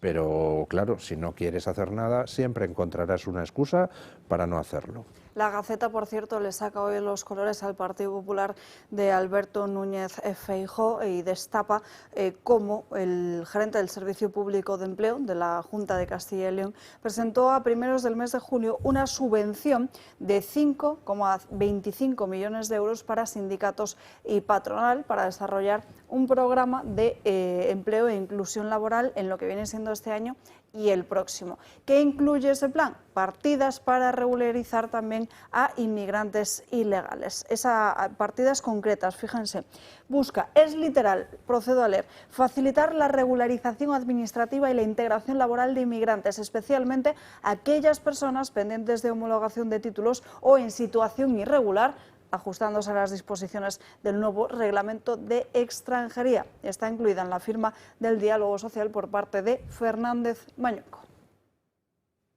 ¿Le sorprende? No, hay la primera parte no está mal pensada, porque sí que es verdad que en España hay un problema de convalidación con algunos países muy grave. Por ejemplo, yo estuve una temporada que seguí la convalidación de los odontólogos venezolanos, que era absolutamente imposible en España.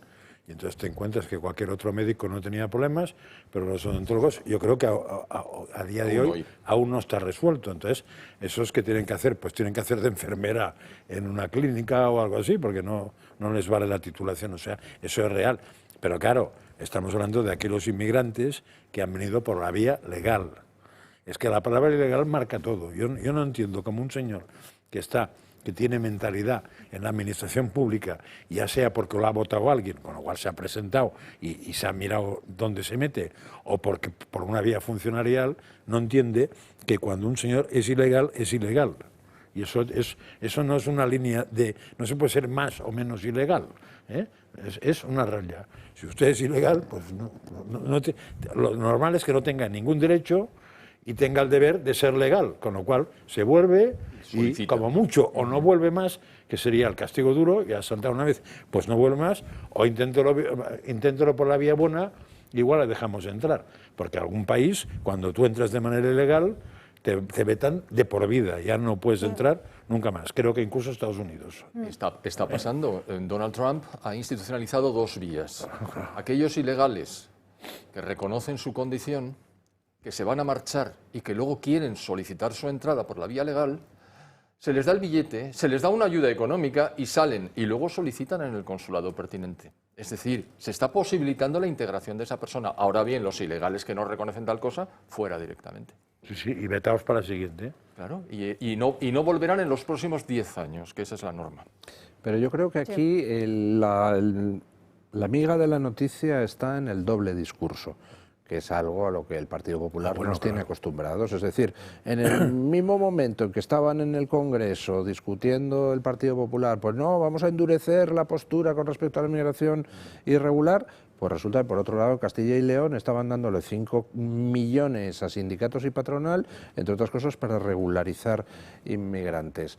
La duda que mucha gente puede tener es qué va a pasar después de las próximas elecciones. Es decir, vamos a vivir lo que han vivido los alemanes, que vieron a Merz, al actual canciller, prometer durante la campaña electoral la mano más dura con respecto a la inmigración ilegal, para luego, a las 48 horas de haber sido elegido, decir todo lo contrario y pactar con los socialistas alemanes. Pues hombre, querríamos saberlo. ¿Qué va a hacer Feijóo después de las siguientes elecciones? ¿Mantener lo que está diciendo o desdecirse y pactar con el PSOE? Pues me pongo en lo peor, la verdad. Y a las puertas del verano lo que muchos se preguntan, o el temor que muchos tienen, es también ese miedo a que a uno le ocupen su propia vivienda. Es una situación cada vez más habitual y de hecho los delincuentes aprovechan esos días en los que uno está de vacaciones para poder entrometerse en sus hogares. La ocupación en España continúa siendo un azote social. En 2024 hubo 16.426 denuncias, según el Ministerio del Interior, un aumento del 7,4% comparado con el año anterior. En los primeros meses de este 2025, el Consejo General del Poder Judicial muestra un repunte superior al 5%. Los últimos casos demuestran que los ocupas tienen ahora un objetivo: ir a por los ancianos. En Getafe, Agustín, un anciano de 90 años que lleva viviendo en la misma casa durante más de medio siglo, se encontraba pasando unos días en Toledo. Uno de sus nietos, al pasar por la vivienda, descubrió la ocupación. La cerradura estaba cambiada y dentro había gente. La familia intentó echarles y fueron los propios ocupas los que llamaron a la policía. Los ocupas, con antecedentes por estafa y robo, presentaron a los agentes un contrato de arrendamiento falso, como si el anciano les hubiese alquilado el piso, y un vídeo que simulaba una mudanza a la propiedad, tras lo cual han sido detenidas 4 personas, 3 hombres y una mujer de nacionalidad peruana y cubana, entre los 32 y 60 años de edad. Se les acusa de allanamiento de morada y falsificación documental. 2 ocupas que estaban en la casa, que no han sido detenidos, se han trasladado al piso contiguo. Agustín se encontró con la casa totalmente desmantelada. Habían vendido los objetos de valor y destrozado las dependencias del anciano. Otro caso: Josefina, de 86 años y residente de Madrid, puso en alquiler su piso y recibió de una futura inquilina una nómina de 4.000 euros en forma de garantía para demostrar que era solvente. El contrato empezó en 2021. Pero la anciana cuenta a Telemadrid cómo la inquilina lleva 2 años sin pagar. Josefina tiene una pensión de 800 euros y tiene que afrontar todos los gastos de la casa. Afirma que le deben 30.000 euros. Los inquiocupas han declarado personas vulnerables, pero tienen otra vivienda en Segovia, afirma Josefina, que espera a que se celebre un nuevo juicio. Esta es la situación actual de la ocupación en España. Los más vulnerables son el objetivo.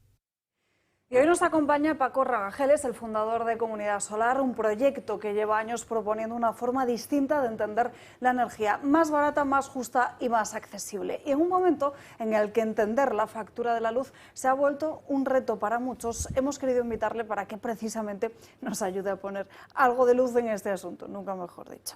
Paco, muy buenas tardes. Hola, muy buenas. Pues a ver si lo conseguimos, porque es complicado ponerle luz a la factura de la luz. Cuando llega esa factura, ¿qué es lo primero que vemos? Un importe. ¿Qué pagamos exactamente? ¿Qué hay detrás de todos esos números? Vale, eso es la parte difícil. No es el mecanismo por el que llega la energía hasta nuestra casa es muy sofisticado. Y hacer una factura sencilla en la que se entienda, pues no es sencillo. Detrás hay un montón de conceptos que van desde que tienes que pagar por la energía, por la potencia, que es lo que vemos habitualmente. Pero detrás de cada cosa existe que hay que pagar por los servicios de ajuste, hay que pagar por la retribución al operador del sistema, por los desvíos, por la prima a las renovables del pasado. Hay un montón de conceptos que forman parte, pero más de 10 conceptos distintos por los que pagamos pequeñas cositas que están metidos en la factura.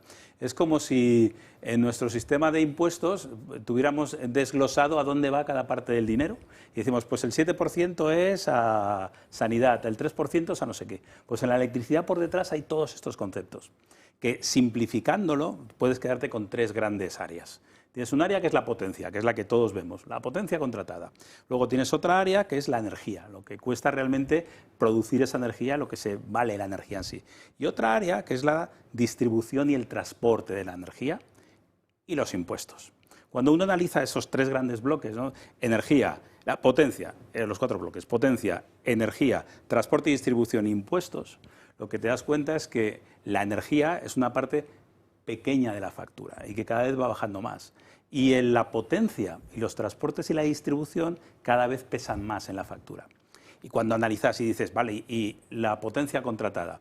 Pues resulta que los que reciben el dinero de la potencia contratada son los mismos del transporte y la distribución. Prácticamente son las mismas entidades. Con lo cual puedes coger básicamente el dinero de la potencia, el transporte y la distribución y lo juntas y la parte más grande de nuestros costes de energía no están en energía, están en transportarla y distribuirla, que es la parte que no se conoce.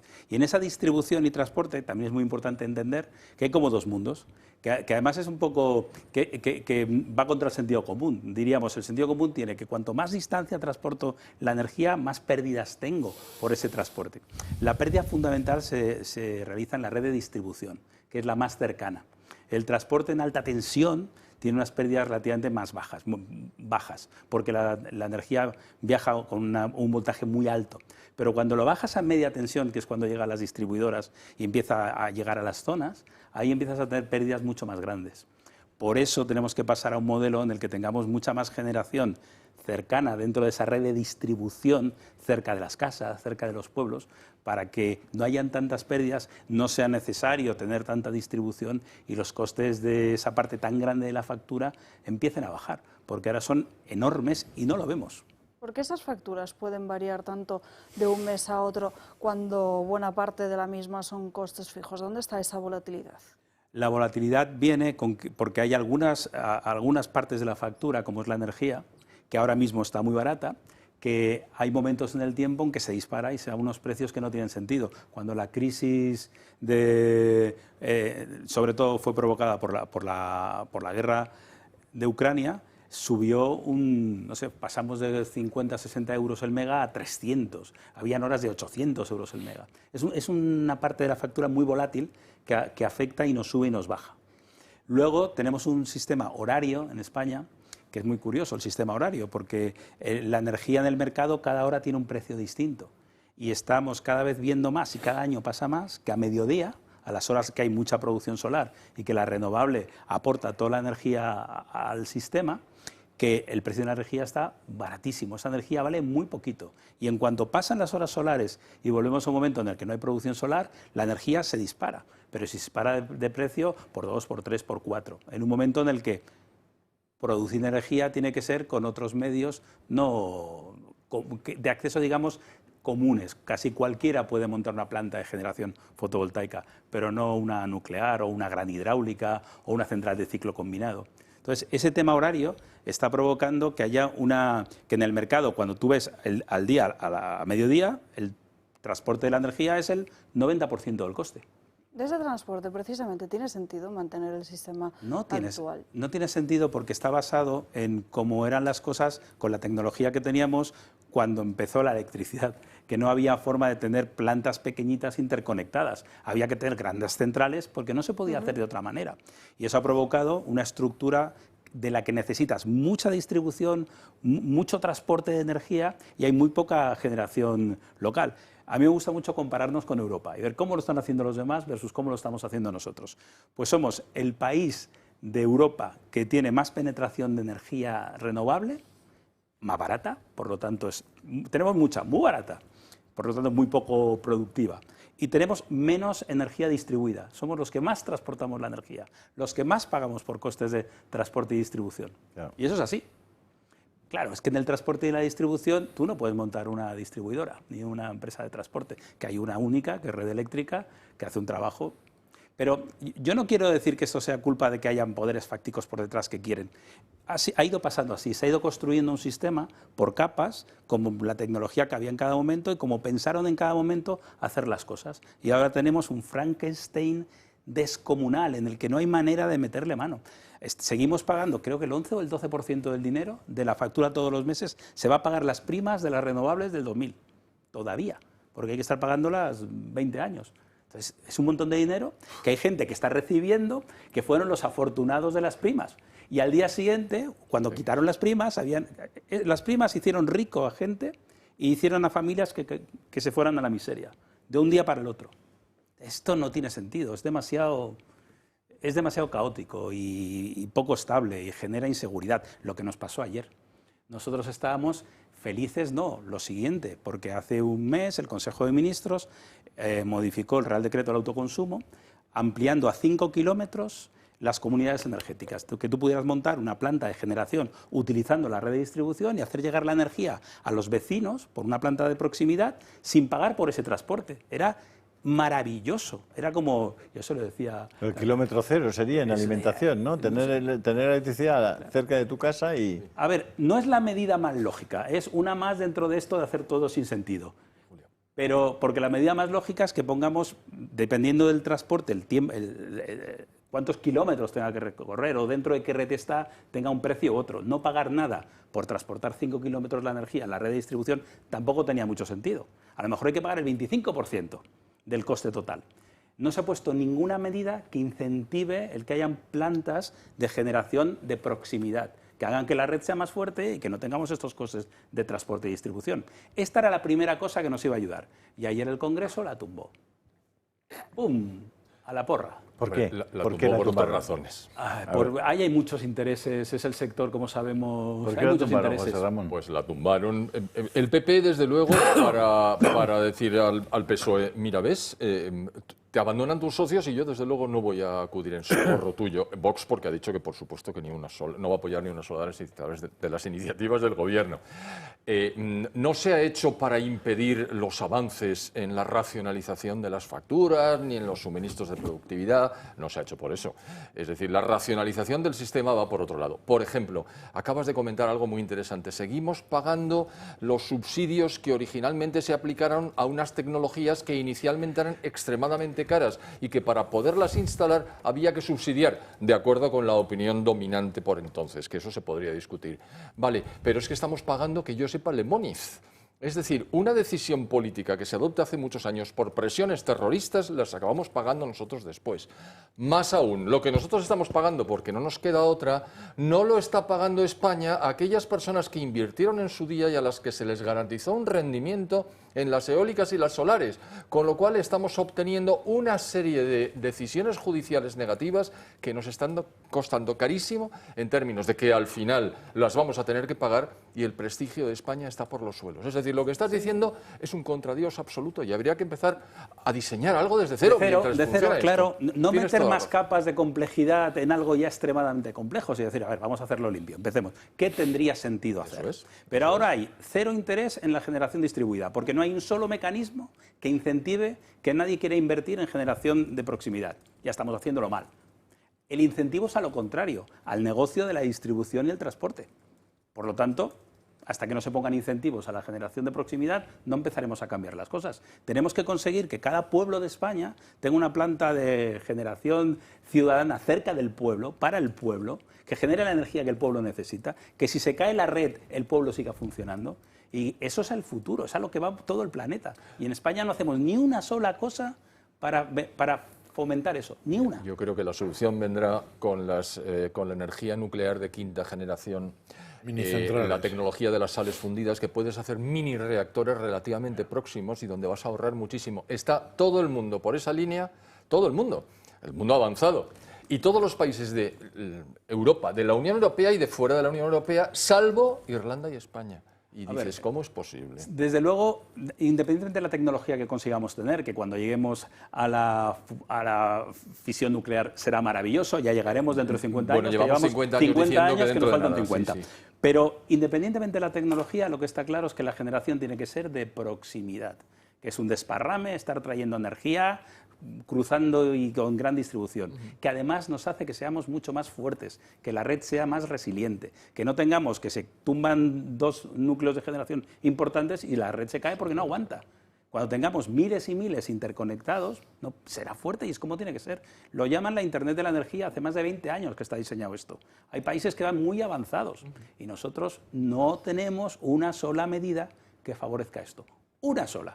Por lo tanto, cuando digáis, vosotros que estáis tan en política y tan metidos, a los políticos diciendo apoyamos las comunidades energéticas, preguntarles, dime una medida que favorezca la generación local de energía. Y se callan, porque no hay ni una sola, porque no interesa, parece ser, que baje el negocio de la distribución y el transporte, porque es el 40% del facturado de Iberdrola, por ejemplo. Pero la distribución. Vale. La electricidad es un bien básico, es el bien básico por excelencia. Claro. En el apagón la gente ha podido comprobarlo. Claro. No lo vives, pero ahora estamos aquí emitiendo eso porque hay electricidad.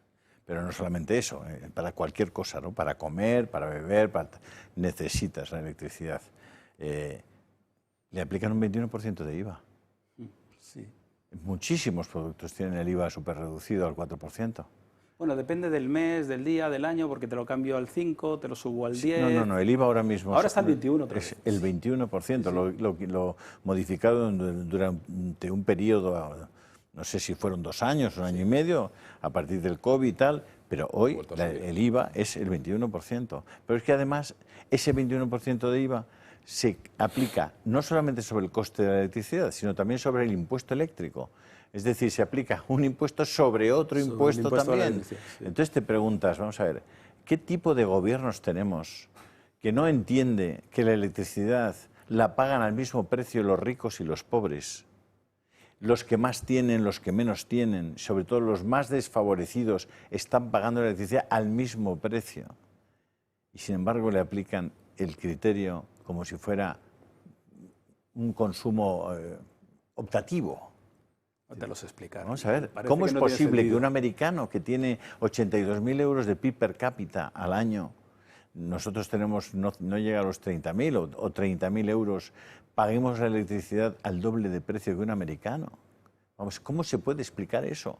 Estamos hablando de una política que consiste en perjudicar a los que menos tienen, a los más indefensos, a los más pobres, a los más desfavorecidos. O sea, todo el tema de la luz va directamente al corazón. Es decir, supone cada vez un porcentaje, puesto que está bajando el poder adquisitivo de los españoles, y de hecho es el mismo que hace 16 años, supone la electricidad o el gas o en general la energía, y estoy hablando también de los hidrocarburos, supone una parte del PIB cada vez más importante. Tanto es así que muchas familias no llegan a final de mes por el coste de la electricidad, del gas y de la gasolina. Sí. Y no tendría ¿Cómo por se qué ser explica? así. ¿Cómo se explica eso? No tendría por qué ser así. Te voy a poner un ejemplo extremo en esa línea. Los habitantes del planeta que más caro pagan la luz son los más pobres, en todas partes. Si te vas a África o te vas a sitios muy pobres del mundo, encontrarás que tienen lámparas de queroseno. Usan queroseno para su iluminación, que es carísimo. Si se les pone un panel solar, un sistema fotovoltaico, y se quita el gasoil, pero el queroseno, tienen una calidad de vida mucho mejor, tienen una salud mucho mejor y es infinitamente más barato. Eso quiere decir que la tecnología la tenemos para que sea más barato para todos, pero no la estamos llevando a la puerta de la casa de las personas porque no interesa. De hecho, le estamos bajando el precio a esa tecnología para que parezca que es malísima. Bueno, estando la izquierda, la extrema izquierda en el poder, las eléctricas han tenido los mejores resultados de su historia. Han ganado miles y miles de millones. Yo creo que hay que replantear el sistema, hay que hoja en blanco y son con los comunistas. Aquí lo tenemos que dejar porque Perdón. no hay tiempo para más. Paco, muchísimas gracias por acompañarnos y de don Julio nos despedimos. Te seguimos en Telegram y en WhatsApp. Sí, además con el miedo siempre a que llegue la extrema derecha y nos baje los precios de la luz. Eso sería terrorífico. Vamos a la última pausa de publicidad del día de hoy y enseguida volvemos.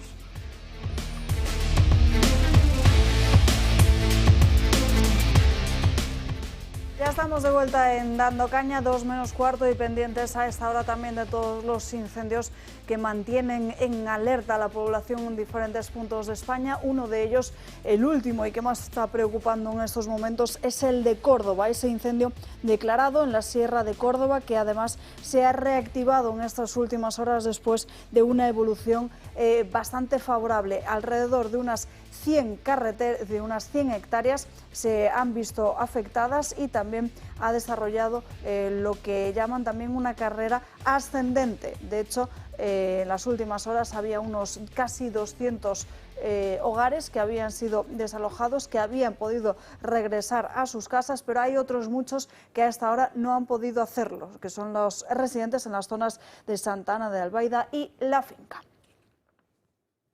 Bueno, nos vamos a la página internacional, hasta Siria, con Martín Outeiriño. Martín, ¿qué tal? ¿Cómo estás? Muy bien, gracias, Alba. Buenos días.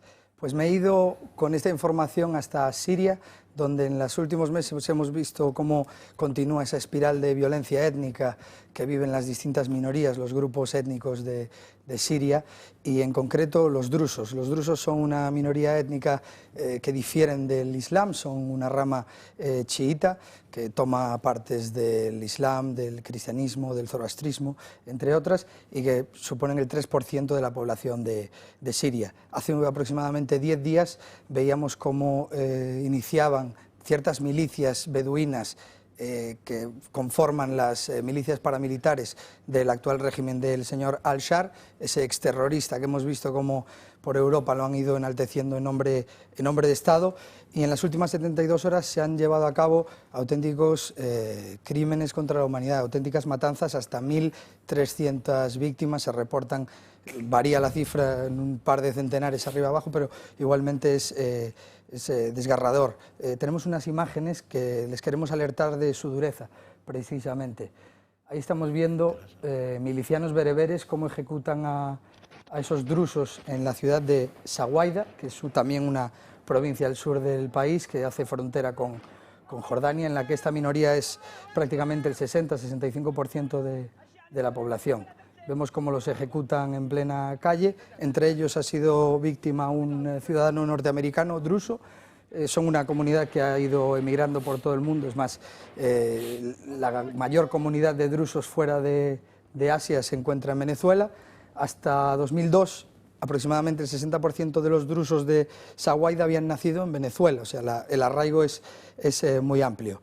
Al grito de Allahu Akbar veíamos cómo se ejecutaban a esas personas. Hemos visto que es una tónica habitual ya en lo que es el régimen de Al-Shar, que desde hace aproximadamente diciembre, cuando cae Bashar el-Assad, toma el poder con esos aires de renovación, de otorgar libertades a las minorías étnicas, pero hemos visto que esto no pasa. Él es recibido, mientras tanto, en el Elíseo en París por Macron.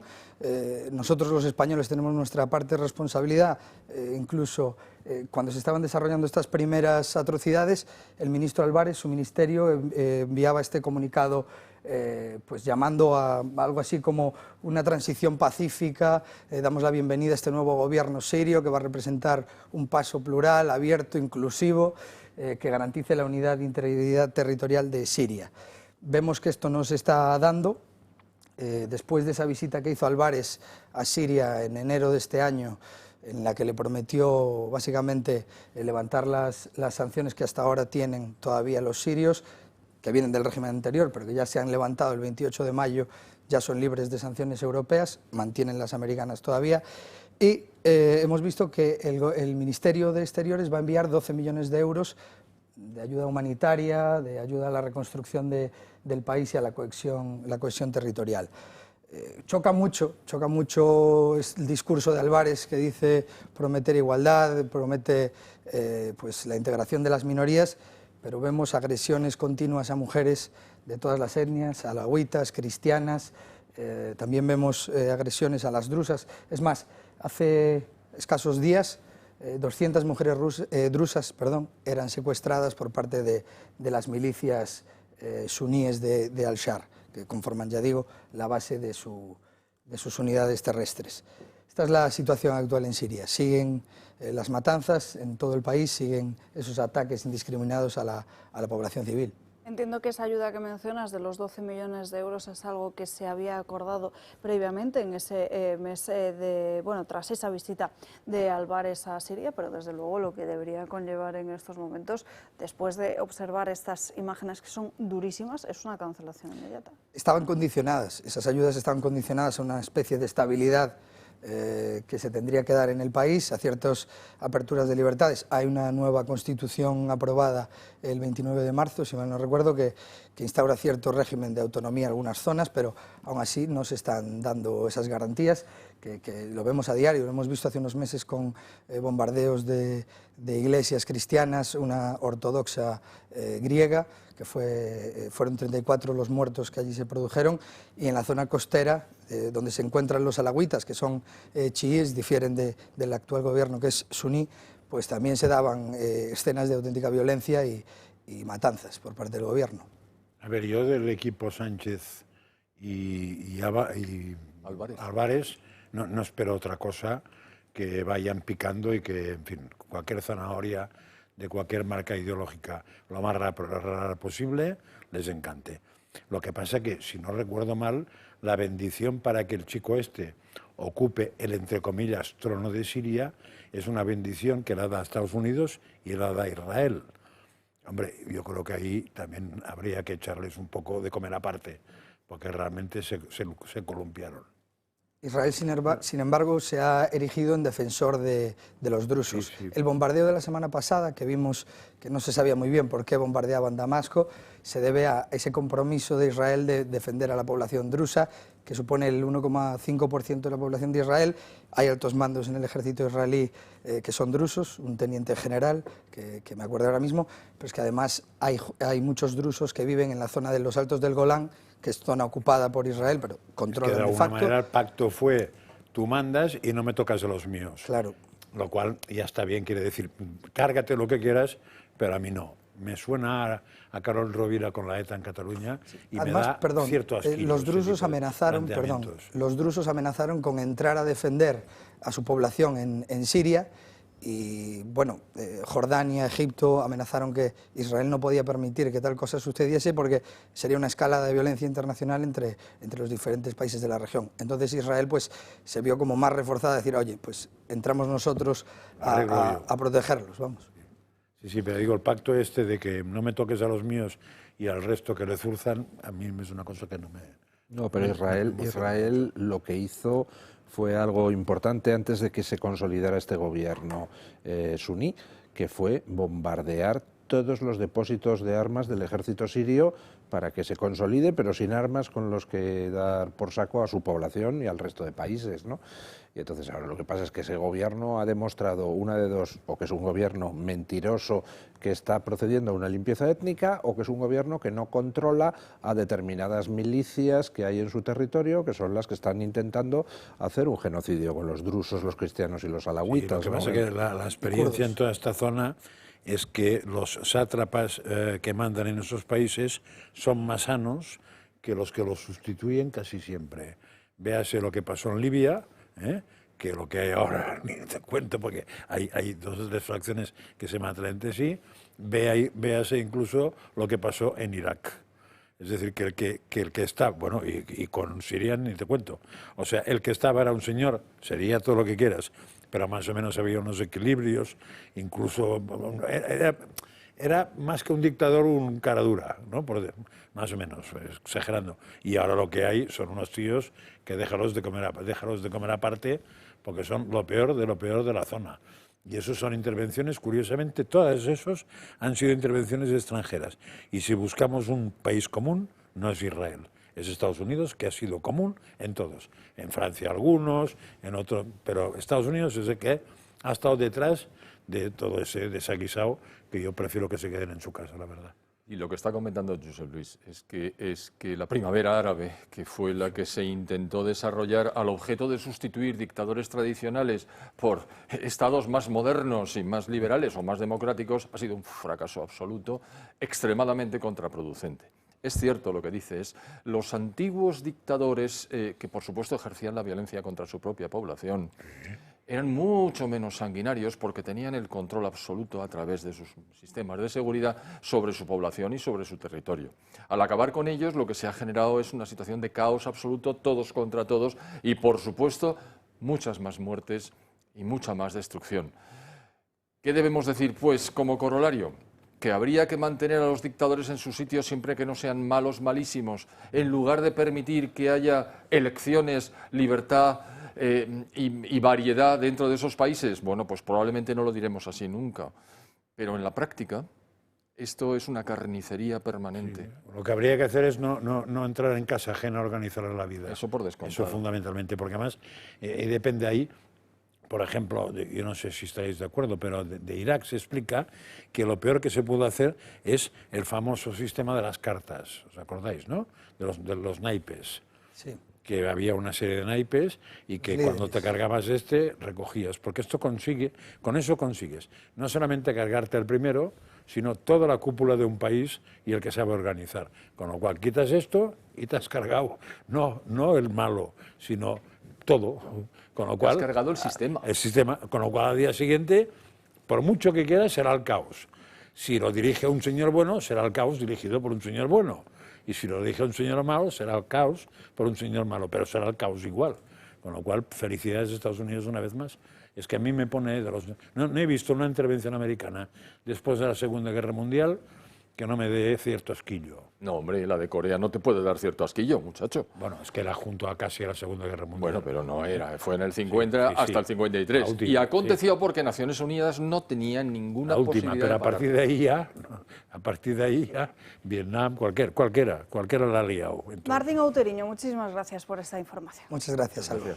Unos apuntes ya muy rápidos antes de terminar. Fíjense en esta encuesta que nos llega en Aragón, que constituiría además los peores resultados históricos para el Partido Socialista. Ganarían los populares de Jorge Azcón estas hipotéticas elecciones con hasta 32 escaños, 4 por encima de lo cosechado en las urnas. Y fíjense cómo caen los socialistas de ahora. Pilar Alegría, a diferencia del desplome electoral que ya había sufrido Javier Lambán en el año 2015, cuando el momento en el que emergía con muchísima fuerza Podemos. Fíjense, el Partido Popular de Azcón es el partido que más crece, y también lo hacen los de Vox, que conseguirían un asiento más en el hemiciclo autonómico catalán. Son datos de Sigma 2 para el periódico de Hoy Aragón. Otra información que ya no nos da tiempo a comentar y es Huawei, que no hemos hablado nada de Huawei en esta mañana y desde luego es un asunto interesantísimo. Bueno, yo creo que nos da tiempo a algún comentario rápido, sobre todo a raíz de esta información, que Sánchez se negó a vetar a la empresa china después de recibir en Moncloa, curiosamente, al jefe de la diplomacia de China, don Luis. Vamos a ver, aquí no estamos hablando de hipótesis, no estamos hablando de que es que exista la posibilidad de que en equipos chinos haya puertas traseras, que el gobierno chino... No, en el año 2018 ya una información de Bloomberg señalaba cómo se había detectado puertas traseras en un determinado tipo de chip chino. Este año, en marzo, denunció una empresa gallega cómo había encontrado puertas traseras en otro chip chino que se instala cada año en aproximadamente 1.000 millones de equipos electrónicos en todo el mundo. Por tanto, entregarle a Huawei, empresa china, las escuchas confidenciales de policía, guardia civil, justicia, eso evidentemente es una invitación a que el Partido Comunista Chino se haga con la información secreta que le permita luego chantajear a gente en España con esas escuchas.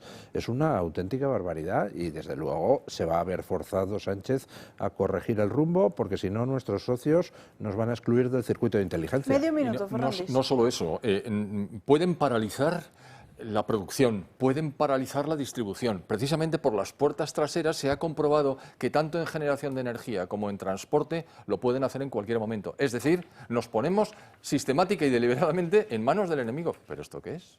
Tesla también, pero no es enemigo. Y por terminar con una imagen diferente, unos 20 segundos, compañeros, el grupo de orcas que ha causado el temor en el País Vasco al tener varias interacciones con veleros frente a la costa vasca y en concreto que golpearon y podrían incluso haber llegado a romper el timón de una embarcación de 2 millas al norte de la localidad guipuzcoana de Deva y de otra enfrente a Cabo Villano, en Vizcaya. Según han explicado diferentes expertos, estas orcas se acercan a las embarcaciones, las empujan y las golpean, esperando en ellas una reacción como si fuera un juego, pero no hay nada más que temer porque no llegan a atacar. Exacto, no se trata de un ataque a las personas. Lo ha explicado Fernando perfectamente en la red. Sí, porque él ha estudiado eso y en el siguiente libro, entre otras cosas, hay un capítulo de eso. No hay tiempo para más, que tengan un feliz miércoles. Hasta mañana a las 12. Adiós.